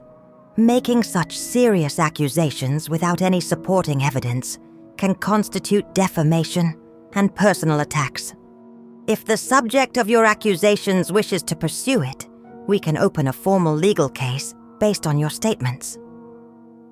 Susan's face paled instantly, the color draining from her cheeks. She fell silent, clamping her mouth shut, realizing she had overstepped a legal boundary. A complex swirl of emotions stirred inside me at that moment. Frustration, lingering pain, a surge of anger, but mostly a profound sense of clarity. Life, I acknowledged, had undeniably been incredibly difficult. I had grown up essentially alone, navigating the world without the guidance or support of parents. After the dissolution of my marriage, I had bent over backwards, strained every fiber of my being to provide for and support a son who tragically had never truly appreciated a single thing I had done for him. And now the very people who had once stood to benefit from my sacrifices, who had accepted my help and resources, were cruelly using the lowest points of my past, the personal tragedies and hardships I had endured, as ammunition to attack and discredit me.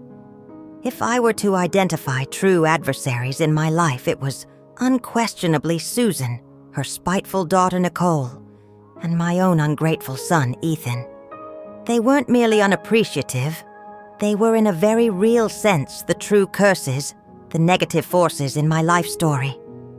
But now I finally saw them for precisely who they truly were, stripped bare of any lingering illusions I might have held. I calmly pulled out my phone, opened my banking application once more, and without uttering another word, deliberately turned the screen towards Susan, holding it up so she, her friends, the officers, and everyone else in the immediate vicinity could clearly see the displayed balance. "You don't want to see me happy?" I asked, my voice calm but laced with a quiet defiance. "Tough luck, Susan." It appears heaven, or perhaps fate, had entirely different plans for me. "See?" I gestured towards the screen displaying the immense sum. "Over $8 million. Every last cent is legally acquired. Every bit is unequivocally mine. No dirty secrets, no illicit schemes, no tricks. Just legitimate blessings. You will simply never comprehend it. If witnessing my good fortune makes you feel ill, if it causes you pain and discomfort, well then I sincerely hope it utterly ruins your appetite." I paused, letting the weight of my words hang in the air. "You want to continue accusing me of sleeping my way to the top? Go right ahead. File a lawsuit. I will be waiting confidently." Susan's water cup, which she had been holding, slipped from her trembling hand and crashed to the polished floor with a loud, shattering clang. I could almost audibly hear the crack of her pride shattering along with the ceramic.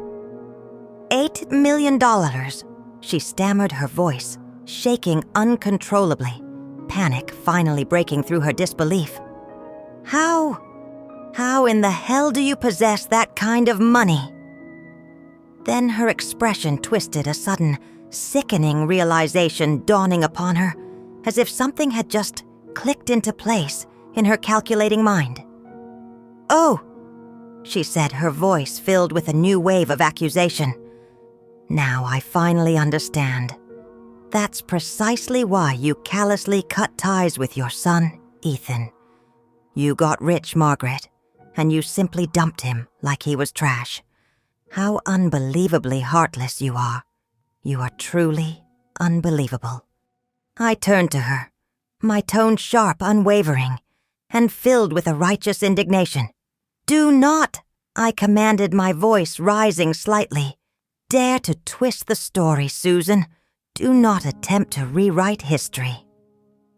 My original intention, my heartfelt plan, was to leave every single cent of Catherine's inheritance to your daughter Nicole and my son Ethan. That was my explicit intention, my generous plan for their future. But then you two, you and Nicole, in your boundless cruelty and greed, decided I was nothing but a useless burden the very moment I informed you. I had lost my job. You aggressively pushed me out of the house, treated me like unwanted garbage. Do you honestly believe I have forgotten that humiliating experience? That house you're currently residing in? Every single dollar that paid for that property came directly from me. And not only did you heartlessly kick me out, but you actively wanted me to demean myself to scrub floors at a second-rate nursing home, solely so I could continue earning money to support your entitled family. You, Susan, even had the audacity to suggest I go work for some random elderly rich man as his live-in servant. God only knows precisely what kind of demeaning services you had in mind for me in that position. Tell me honestly, Susan, do you possess even a single shred of decency left within you? I could have provided your entire family with a life of absolute luxury, a life of ease and comfort. But no, not a chance now. You, Susan, and your daughter and my ungrateful son, you have unequivocally ruined it yourselves through your own greed and cruelty. I turned, addressing the small, growing crowd of onlookers who had gathered, their curiosity piqued by the escalating drama. Tell me. I challenged them, my voice clear. Doesn't this pack of utterly ungrateful individuals deserve every single thing they have now lost. The energy of the crowd shifted palpable their eyes, moments before filled with prurient gossip and judgment, directed at me now, brimmed with a new form of judgment, aimed squarely and unequivocally at Susan and her friends. Susan's face burned a fiery red, her composure completely shattered, looking exactly like a con artist caught red-handed in the middle of a scheme. You are lying, Margaret," she sputtered, her voice cracking with desperation. "We never ever said you should go work for some old man. That's a complete fabrication." "Oh," I said calmly, a cruel satisfaction hardening my voice. "Should I perhaps play the recording for everyone here? Let them all hear your exact words, Susan." Her face went instantly pale ash white, and for a fleeting second I saw real, unadulterated fear in her eyes, the fear of being exposed, of facing the truth of her own words. "That recording is undoubtedly edited," she cried, her voice shrill and defensive. "I am not listening to that garbage." Her voice cracked as she abruptly turned away, retreating towards the exit, desperate to escape the humiliation. "Margaret," she yelled back, her voice filled with a final impotent rage. "You are cruel to the very core. You will eventually get precisely what is coming to you someday." And with that, she stormed out of the showroom, slamming the door shut behind her, the sound echoing the finalities of her departure. I finally exhaled a deep, weary breath. It was over. For now. But I knew with a chilling certainty that it wasn't truly finished. With that much money, that much wealth on the line, people like Susan and Ethan never truly stay quiet for long. What I didn't expect was how quickly Ethan would attempt to crawl back into my life, how soon he would reappear in the picture. The very next morning, the concierge at my new villa delivered a massive, ostentatious bouquet of flowers, claiming that someone had left it specifically at the gate for me. I frowned, a sense of immediate unease settling in my stomach. I dragged the heavy bouquet inside the villa and meticulously sifted through the numerous blooms. Right in the very center, tucked amongst the flowers, was a small card. It read, "Wishing you a lovely weekend, love your son Ethan." I nearly burst out laughing at the sheer, brazen shamelessness of it, disgusted to my very core. It was so transparently a calculated attempt to manipulate, so utterly lacking in genuine remorse, that it was almost comical in its audacity. Without a second thought, without a moment's hesitation, I picked up the entire elaborate bouquet and tossed it unceremoniously into the kitchen trash can, the beautiful flowers instantly becoming garbage. Then I snapped a photo, a clear, unflattering image of the crushed petals, bent stems, and the crumpled, discarded card all captured in one frame, and sent it via text message to the security gatehouse at the entrance of the community. From now on, I instructed them in the accompanying message, please refuse delivery of anything sent by this specific person. I attached Ethan's contact information to the message. Also, I added a final touch of calculated cruelty. Kindly forward him this picture. I didn't just want his pathetic attempt at reconciliation rejected. I wanted him to experience the sting of public, undeniable humiliation. Sure enough, I never received another single bouquet of flowers from him again. But he didn't give up completely. He simply escalated his tactics, shifting to a more public, more desperate strategy. He began waiting outside the main gate of the gated community every single day.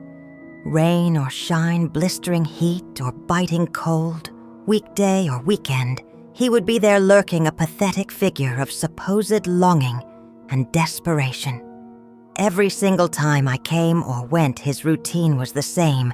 He would launch into another pitiful theatrical act, like a character trapped in a cheap, badly written tragedy.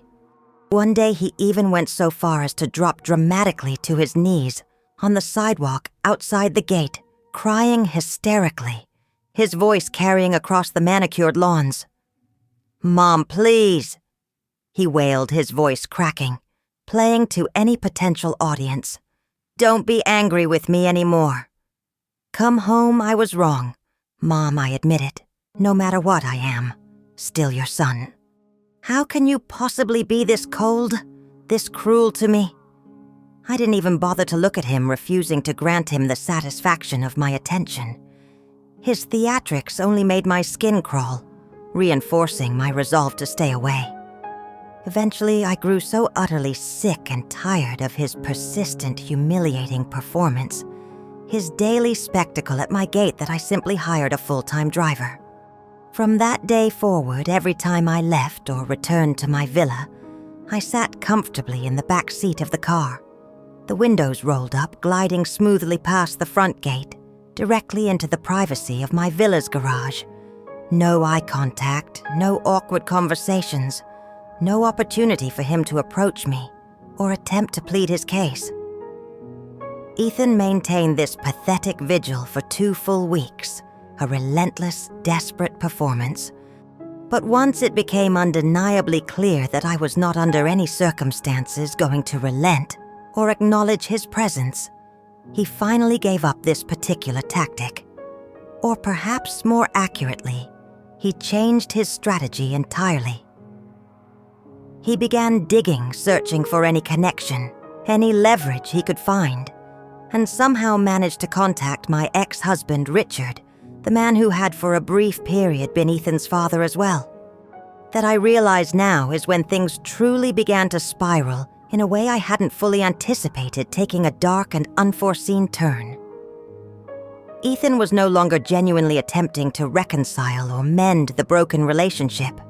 He was explicitly trying to control me, to punish me for my independence, to deliberately break me down completely. It became horrifyingly obvious if he couldn't get what he desperately wanted from me. My money, my support, my subservience. He would rather see me utterly destroyed. One afternoon, my phone rang unexpectedly. It was Richard. We hadn't spoken, hadn't had any contact in over 20 years.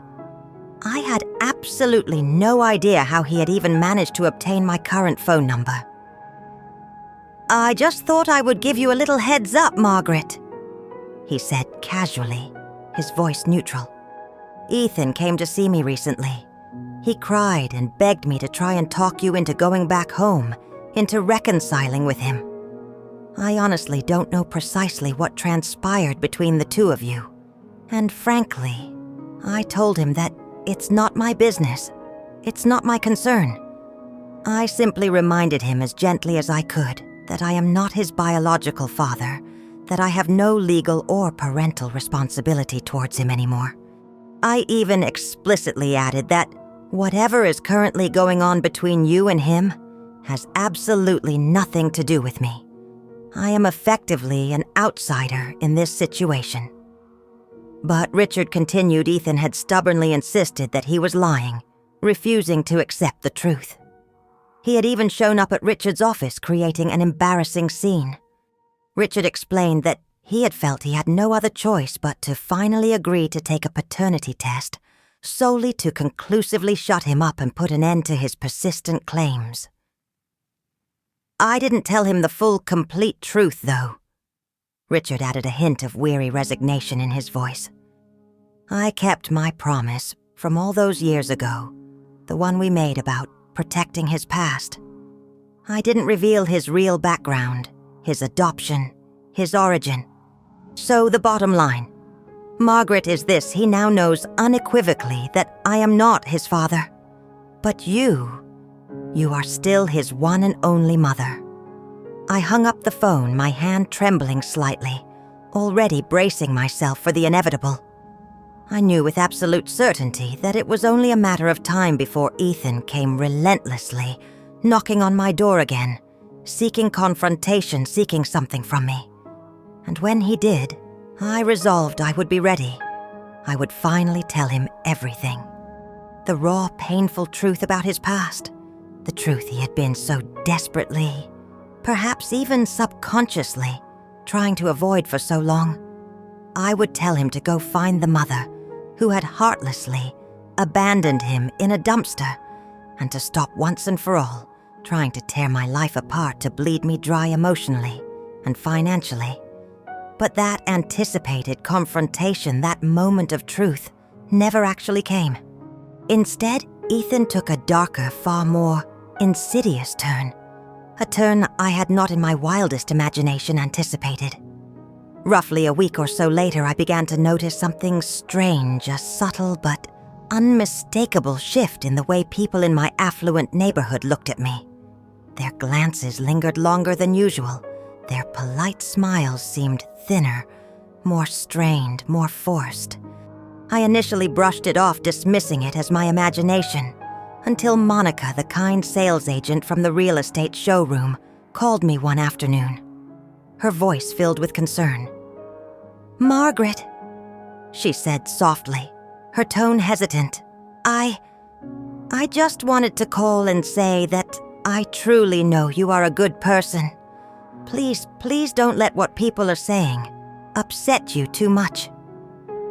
I was instantly confused, bewildered by her words. "Monica," I asked, my brow furrowing, "what exactly are people saying? What is going on?" That's when I learned the devastating truth, the full extent of what had really been happening behind my back. I had become an unwilling internet sensation, the subject of widespread public scrutiny and judgment, but decidedly not in a positive way. Ethan, resourceful and malicious, had started live streaming daily on a popular social media platform, broadcasting his fabricated narrative to a potentially massive audience. His channel title was deliberately designed to evoke sympathy and outrage. How my mother abandoned me. I clicked into his live stream, my fingers trembling, and saw the full, carefully constructed picture of his deception. He hadn't resorted to outright accusations of me being a mistress or engaging in any scandalous activities. No, he had chosen a much more insidious, a far more emotionally manipulative tactic. He had crafted a pathetic, heart-wrenching sob story, portraying himself as a heartbroken, innocent, cruelly abandoned son, while simultaneously twisting me into the cold, ruthless, money-hungry villain of his narrative. In his daily streams, he would say things like, "My mother never truly loved me. I worked so incredibly hard, studied diligently, trying to make her proud, and she wouldn't even support me in the smallest, most basic ways. The year I managed to get into college, she suddenly packed up and left for another city to work as a live-in assistant for rich people, leaving me completely alone to live in a tiny, depressing rental apartment. When I got married, she didn't contribute a single dollar towards the wedding or our new life together. Even when my wife became pregnant, she never offered a shred of help or support. Now that she has inexplicably become suddenly rich, she has completely cut me off financially and emotionally, acting as if I never even existed. I don't even desperately want her money, honestly. I just want her to acknowledge me, to treat me as her son, to show me some love. But she refuses. She won't even say my name. She lives in a sprawling mansion, now rides around in luxurious cars, and enjoys a lavish upper-class life, while I am left here publicly, judged, humiliated, and struggling on the streets, abandoned. The comments section of his live stream exploded with activity. People quickly polarized into two distinct camps. Some viewers, taken in by his performance, sympathized deeply with his manufactured plight, offering words of comfort and support. Others, fueled by outrage, unequivocally called me a heartless, cruel mother. And of course, there were the ubiquitous online instigators fanning the flames of resentment and judgment. "A mother like that," they wrote their words, venomous, "doesn't even deserve to be called one. She should be utterly ashamed of herself. He's so pitiful, so clearly hurting. I would do absolutely anything to give him the love and support he never received. His livestream rapidly went viral, exploding in popularity. His follow account skyrocketed, drawing in thousands of sympathetic viewers. He even shrewdly began selling merchandise and various products on his channel, expertly riding the massive wave of pity and outrage he had so effectively generated. Donations poured in from his so-called supporters, accompanying messages like, "These donations will be the warmth and love your cold mother never gave you. You deserve so much better, sweet boy. She doesn't deserve happiness." And then things took an even uglier, more dangerous turn. Fueled by the online frenzy, people began actively digging into my personal life. My full name, my photograph, even the address of my new villa. All of it started circulating rapidly in the comment sections of his streams and in countless reposts across social media platforms. I had officially become the online face of a social media villain, the most heartless, cruel mother on the entire internet. And then that same evening, my phone rang again. This time it was my lawyer, a highly competent legal professional I had hired after receiving Catherine's inheritance. "Margaret," my lawyer said, his voice calm and professional. "We can proceed with formal legal action immediately if you wish. We can file a lawsuit demanding the removal of all defamatory content, require a public apology from Ethan, and pursue significant compensation for the damages he has caused to your reputation and emotional well-being." I paused for a few seconds, considering his offer. Then a calm smile spread across my face, a dangerous glint in my eyes. "No rush," I replied, my voice steady. "Let him continue his performance a little longer. I plan to take this matter into my own hands first." That same night, I registered my own account on StreamNet, the popular social media platform Ethan was using, and boldly launched my own live channel. I titled it with deliberate provocation, "So this is the mom who abandoned Ethan." First, before even beginning my broadcast, I deliberately dropped into Ethan's live stream and sent several $1,000s in donations, scattering them strategically. This instantly grabbed the attention of his viewers, spiking the live chat feed with confusion and excitement. Then I sent a concise message across the screen, a banner visible to everyone watching. "Hi everyone," the message read. "I am the heartless mother Ethan has been crying about and talking about. He has been crying for weeks now, claiming I cruelly cut off his financial support. Come over to my channel. I will show you the real truth. And tonight, just for tuning in, I am giving away $100,000 in cash prizes. Join my stream if you want a chance to win. First come, first served." Within seconds, as expected, a massive flood of viewers jumped from Ethan's stream to mine. The traffic to my channel surged wildly, spiking dramatically, and I immediately began sending out the promised cash rewards to random viewers in the chat, just as I had promised. The comment section of my stream exploded with excitement, filled with messages of disbelief, gratitude, and pure exhilaration. "Thank you, Sugar Mama," someone typed. "This is the real content queen," another wrote, clearly amused. "Taking notes from the master," came another comment. "She's more loving and generous than my own mom." Riding the massive wave of viral momentum and viewer engagement, I officially began my live broadcast. I didn't waste any time sugarcoating anything, dispensing with pleasantries and formalities. I spoke directly into the camera, my voice calm, clear, and resolute. First of all, I began addressing the enormous audience. Yes, it is true that I did indeed cut off all financial ties with Ethan. But that action, that difficult decision, does not in any way make me a heartless person, and it certainly does not mean I abandoned him. People deserve to hear the full, complete story, not just a carefully edited, manipulative version. I did not walk away from the relationship because I suddenly stopped loving him. I walked away definitively and permanently because his greed became unbearable, utterly insatiable, and his treatment of me was cruel, beyond belief. When I first received the inheritance from my late employer, Catherine, my genuine intention, my heartfelt plan, was to leave it all, every single penny, to Ethan and his wife to secure their financial future. But do you know what their immediate response was to this potential generosity?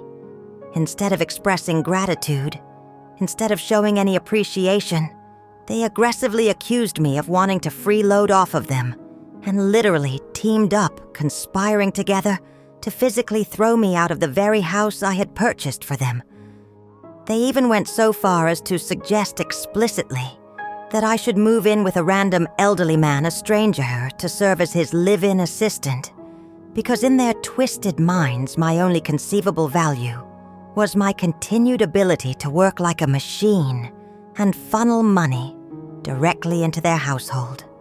To them, I was never a mother, never a person with feelings or needs.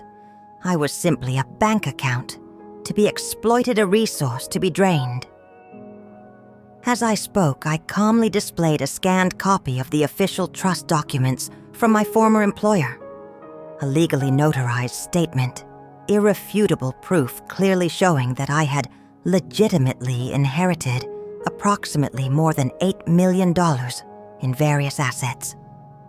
The money I possess, I stated, gesturing towards the document, came from a legitimate, legally established trust left to me by a remarkable woman who treated me with kindness and respect, like family. She had no children of her own and made me her sole designated beneficiary. The comment section of my stream blew up again, a whirlwind of reactions. M lost $9 million. Someone exclaimed, misinterpreting the amount, but capturing the essence of the situation. What kind of incredible employer does that? Another wrote, clearly astonished. Finally, karma is rewarding a good heart, came a supportive comment. This isn't cold, someone declared. This is pure clarity and self-preservation. Of course, as expected, not everyone in the vast online audience was immediately convinced. A few skeptical comments popped up challenging my narrative. Still, one user typed, "You are his mother, aren't you? Aren't you supposed to support your child? Cutting him off financially after he got married seems pretty cold-blooded and unfeeling." I replied calmly, meeting their skepticism head-on, without blinking.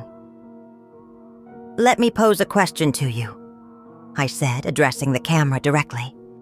"Does supporting a child, truly supporting them, mean that you are obligated to be their personal ATM, forever, indefinitely, providing them with money and resources, regardless of their age or circumstances?"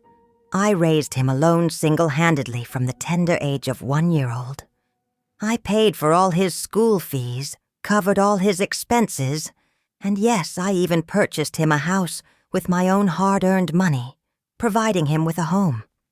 What precisely did I receive in return for those decades of sacrifice and effort?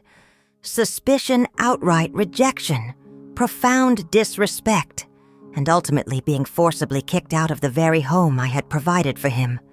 They wanted me to continue working tirelessly, like a machine, specifically to subsidize their comfortable lifestyle, while simultaneously treating me like a burden, an unwanted inconvenience.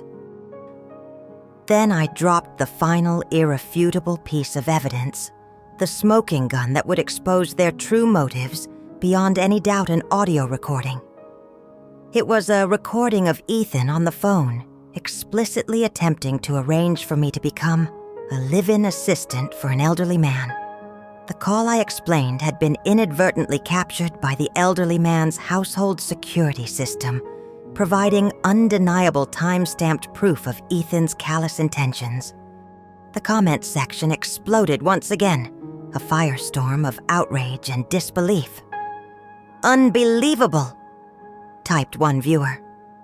"This isn't just basic mooching," another declared. "It's financial abuse, pure and simple. Cutting him off isn't cruelty," someone argued passionately. "It's survival. It's self-preservation. This is what weaponized guilt looks like," exclaimed another, recognizing the manipulative tactic. "He's not crying for love," someone stated plainly. "He's crying solely for money." "Good for you, ma'am," a supportive comment read. That son absolutely deserved to be cut off. I knew, even as the comments flooded in, that this was likely only the beginning of the online battle. Ethan hadn't missed a mother.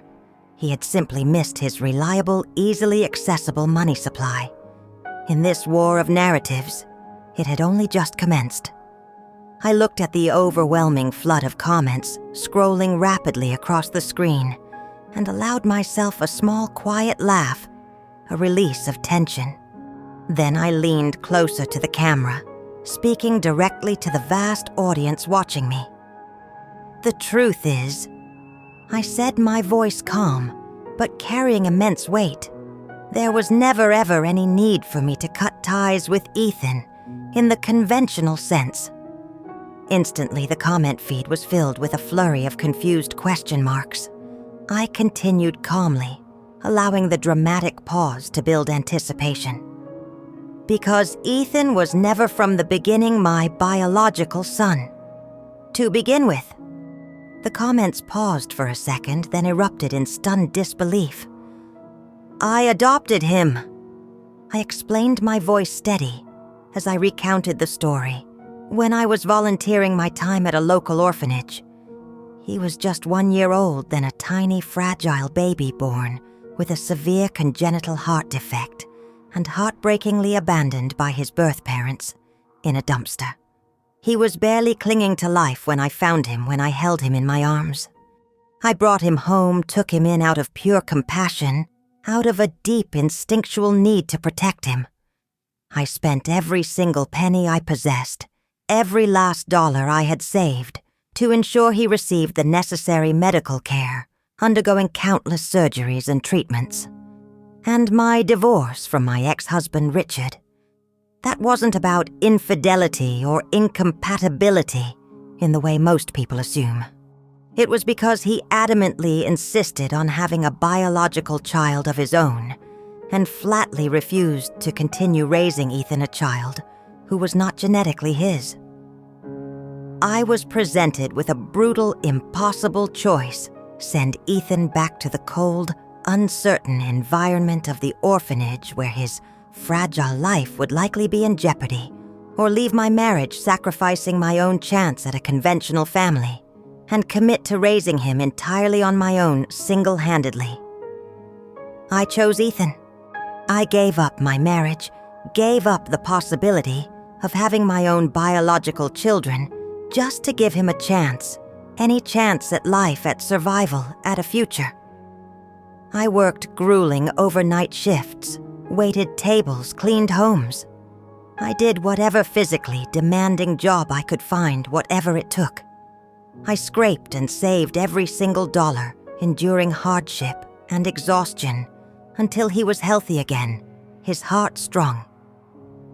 I put him through college, providing him with an education. I even went as far as to buy him a house, a home, with my own hard-earned money, ensuring he had stability. And what, after all of that, did I receive in return for my unwavering love and sacrifice? He refused to even allow me to live in that very house I had purchased for him. He kicked me out, treated me like a stranger, like an unwanted intruder. Now he is actively slandering me online, broadcasting lies to the world, claiming I abandoned him, and even shamelessly spreading malicious rumors that I somehow slept my way to wealth and success. Tell me honestly, how should I, as a human being, possibly respond to someone who behaves like that, who repays decades of love and sacrifice with such profound cruelty and betrayal? As I spoke, I calmly uploaded a series of images to my live stream.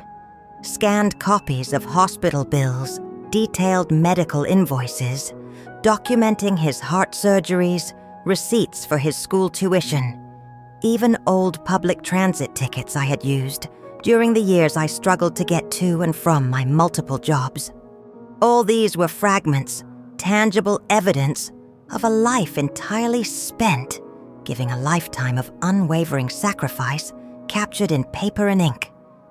The comment section exploded yet again, a fresh wave of outrage directed at Ethan. "He's vile." One user typed their disgust palpable. Who on earth does something like that to a woman who literally saved his life? He used his adoptive mother like a sponge. Another wrote their anger evident, draining her emotionally and financially, then ruthlessly threw her away like garbage. Disgusting human being. Living in the very house she paid for and still kicking her out. Came a comment filled with disbelief. Unbelievable cruelty. God gave him life. Another user wrote, summarizing the situation powerfully. She gave him everything else, and he turned around and stabbed her brutally in the back. The backlash against Ethan was immediate, overwhelming, and utterly devastating. Viewers from across the platform, witnessing the truth of the situation, rushed back into Ethan's live stream and began flooding his comment section with a torrent of righteous outrage and condemnation. How could any decent human being ever support someone like you? They typed their words dripping with contempt. Shame on you. You expertly played the victim while simultaneously bleeding your own mother. Dry, you are the heartless one. Ethan, not her. Ethan's face, visible on his camera feed, turned visibly pale, his manufactured composure crumbling under the onslaught of public condemnation. Why are you all believing her? He shouted, his voice desperate, losing control of his narrative. She's lying. Every word is a lie. If I wasn't her real son, if she wasn't biologically obligated, why on earth would she have done all of that for me? She is manipulating all of you. No one, absolutely no one, would go to such extreme lengths, make such profound sacrifices for a child that isn't truly theirs. Back on my stream, even more viewers, still harboring a sliver of doubt, demanded irrefutable hard proof of my claims. Without a moment's hesitation, I calmly uploaded a scanned copy of the official government-issued adoption certificate. This, I stated, my voice unwavering, is the official government record. It is verified, it is public, and it is absolutely authentic.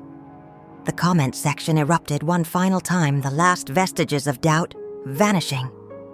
That's it, a user declared definitively. End of discussion.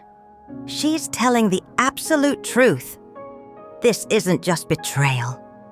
Another wrote, their anger palpable. It's moral bankruptcy, utter depravity. He used her love. Someone typed, summarizing his actions, her money, her entire life, and still actively tried to destroy her reputation and well-being. Report him, a wave of comments urged. He doesn't deserve a platform to spread his lies. And just when I thought, perhaps naively, that the situation couldn't possibly escalate further, that Ethan couldn't sink any lower, he doubled down, delivering a final, utterly shocking statement that cemented his villainy in the public eye. So what? He screamed into his camera, his face contorted with rage. If I wasn't her real kid, she didn't have to save me. I never asked her to. Maybe, he wailed, demonstrating a complete and utter lack of self-awareness. If she hadn't selfishly taken me in, I would have been adopted by a real family, a family that actually wanted me. She ruined my life. She never ever should have interfered with my fate. That was it. That was the final straw, the breaking point for the online audience. The internet exploded in a paroxysm of outrage. You're actually mad that she saved you. A wave of comments demanded their collective disbelief palpable. That is, without question, the most disgusting, ungrateful thing I have ever heard anyone say. Let the entire world witness this monster's true ugly face. Another user typed their anger unrestrained. Report him now. In less than a day, perhaps even within hours, public opinion had completely and irrevocably turned. Ethan went from being perceived as an abandoned, sympathetic victim to being universally condemned as an ungrateful, manipulative parasite, a leech feeding on the lifeblood of his adoptive mother. His streaming channel, overwhelmed by reports and complaints, was permanently suspended by the platform, his voice silenced. That same night, my lawyer officially filed a formal defamation and harassment lawsuit against him in court, demanding substantial financial compensation for the damages he had inflicted upon my reputation and well-being. We also simultaneously filed for a legal injunction, a court order to legally prohibit him from making any further defamatory statements about me or attacking me through any social media platforms.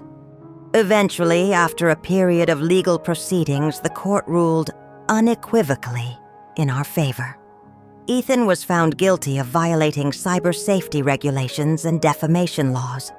He was ordered by the court to pay a significant sum in damages to me and to cover all of my substantial legal fees. His streaming privileges were revoked, his social media accounts permanently banned, effectively erasing his online presence.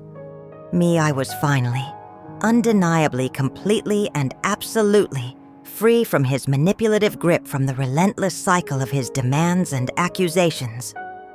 There was no longer any trace, any hint of Ethan in my life, and I knew with a profound sense of relief that there never would be again. Another 6 months quietly passed, slipping by like grains of sand. And finally, after a meticulous and complex legal process orchestrated by my exceptionally capable attorney team, I successfully reclaimed the house that had once been mine, the property I had worked so hard to provide for Ethan, the house he had later kicked me out of. The property ownership was legally reversed, rightfully returned to my name.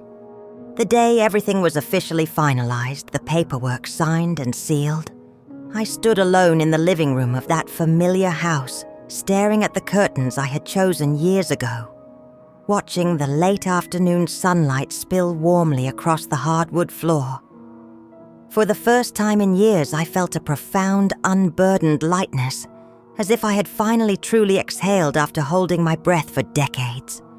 A few days later, I heard indirectly that Susan's daughter, Ethan's wife, Nicole, had formally filed for divorce.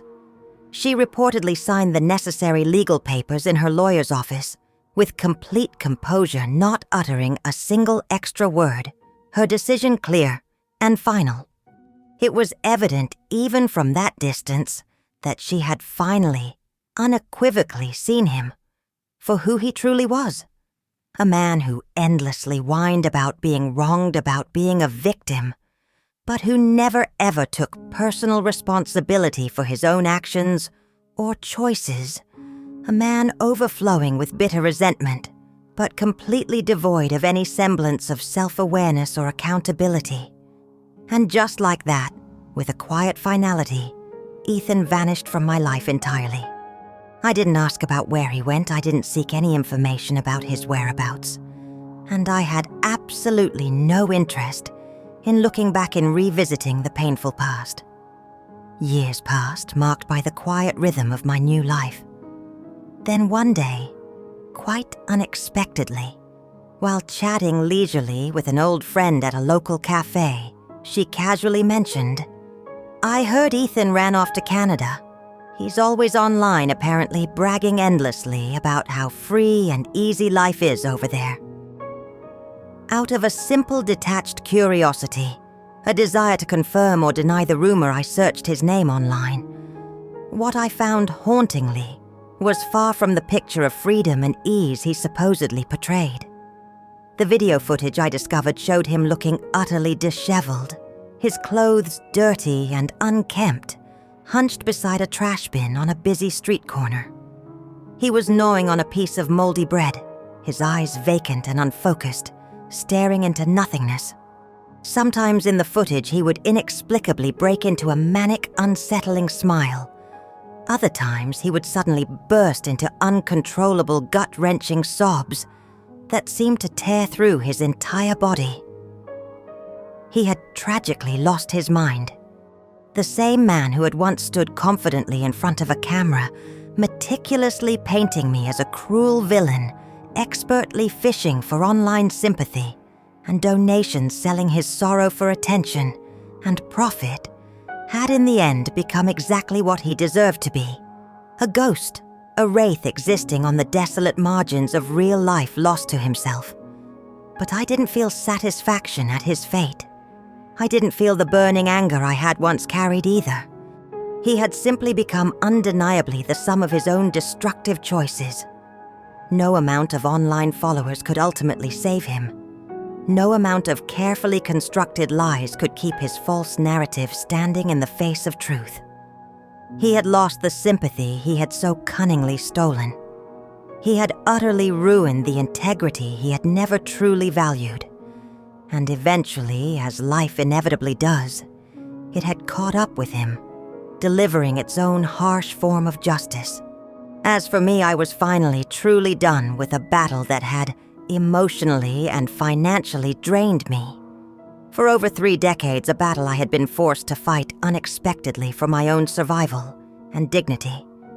The 2 villas I had bought almost on impulse during that dark, tumultuous chapter of confrontation, I eventually sold them during a significant upswing in the housing market and walked away with a tidy, unexpected profit. What had once symbolized my fury, my defiance, my declaration of independence, had unexpectedly transformed into the stable financial foundation of my next much happier chapter. Eventually seeking peace and tranquility, I moved to a quiet, picturesque lakeside town located on the western edge of the city. It wasn't the most exclusive or expensive neighborhood, but it was in every meaningful way everything I had ever genuinely wanted. Sunlight streamed warmly through the windows of my new home. My garden bloomed riotously, with fragrant wisteria and vibrant roses filling the air with perfume, and the kitchen always smelled invitingly of my favorite dark roast coffee. My easel stood patiently beneath the shade of the trees in my garden, waiting for lazy afternoons filled with the joy of painting. The air was clean and fresh. The world around me moved at a slow, unhurried pace, and life, for the first time in what felt like an eternity, felt gentle and kind. No one called me Mom anymore, simply to make a demand or extract something from me. No one accused me of being cold or uncaring. No one claimed baselessly that I hadn't done enough, that I hadn't given enough. For the first time, I could hear the quiet rhythm of my own breath, reflected in the music I played in the warmth of the sunlight on my skin. For the first time after so many years of living for others, I finally truly belonged completely to myself. Sometimes people still ask me, their voices filled with a mixture of curiosity and perhaps veiled judgment, "Do you regret adopting Ethan Margaret?" I used to ponder that question deeply, searching for an honest answer within the complex layers of my past. But now when I hear it, I simply smile softly, a genuine, unburdened smile, and gently shake my head. No, I say, my voice calm and certain. I don't regret it. I only regret not understanding sooner that kindness, genuine generosity, should never ever be practiced at the devastating cost of self-destruction. Learning to protect myself, to value my own well-being and dignity, was the most important, most profound lesson I ever learned in the second half of my life. I was never a perfect person, never a saint. But I became something far, far better. A woman who finally, after decades of living for others, learned to truly live for herself. And I had my smile widening looking out at the sun-drenched garden. It turned out that it wasn't too late at all.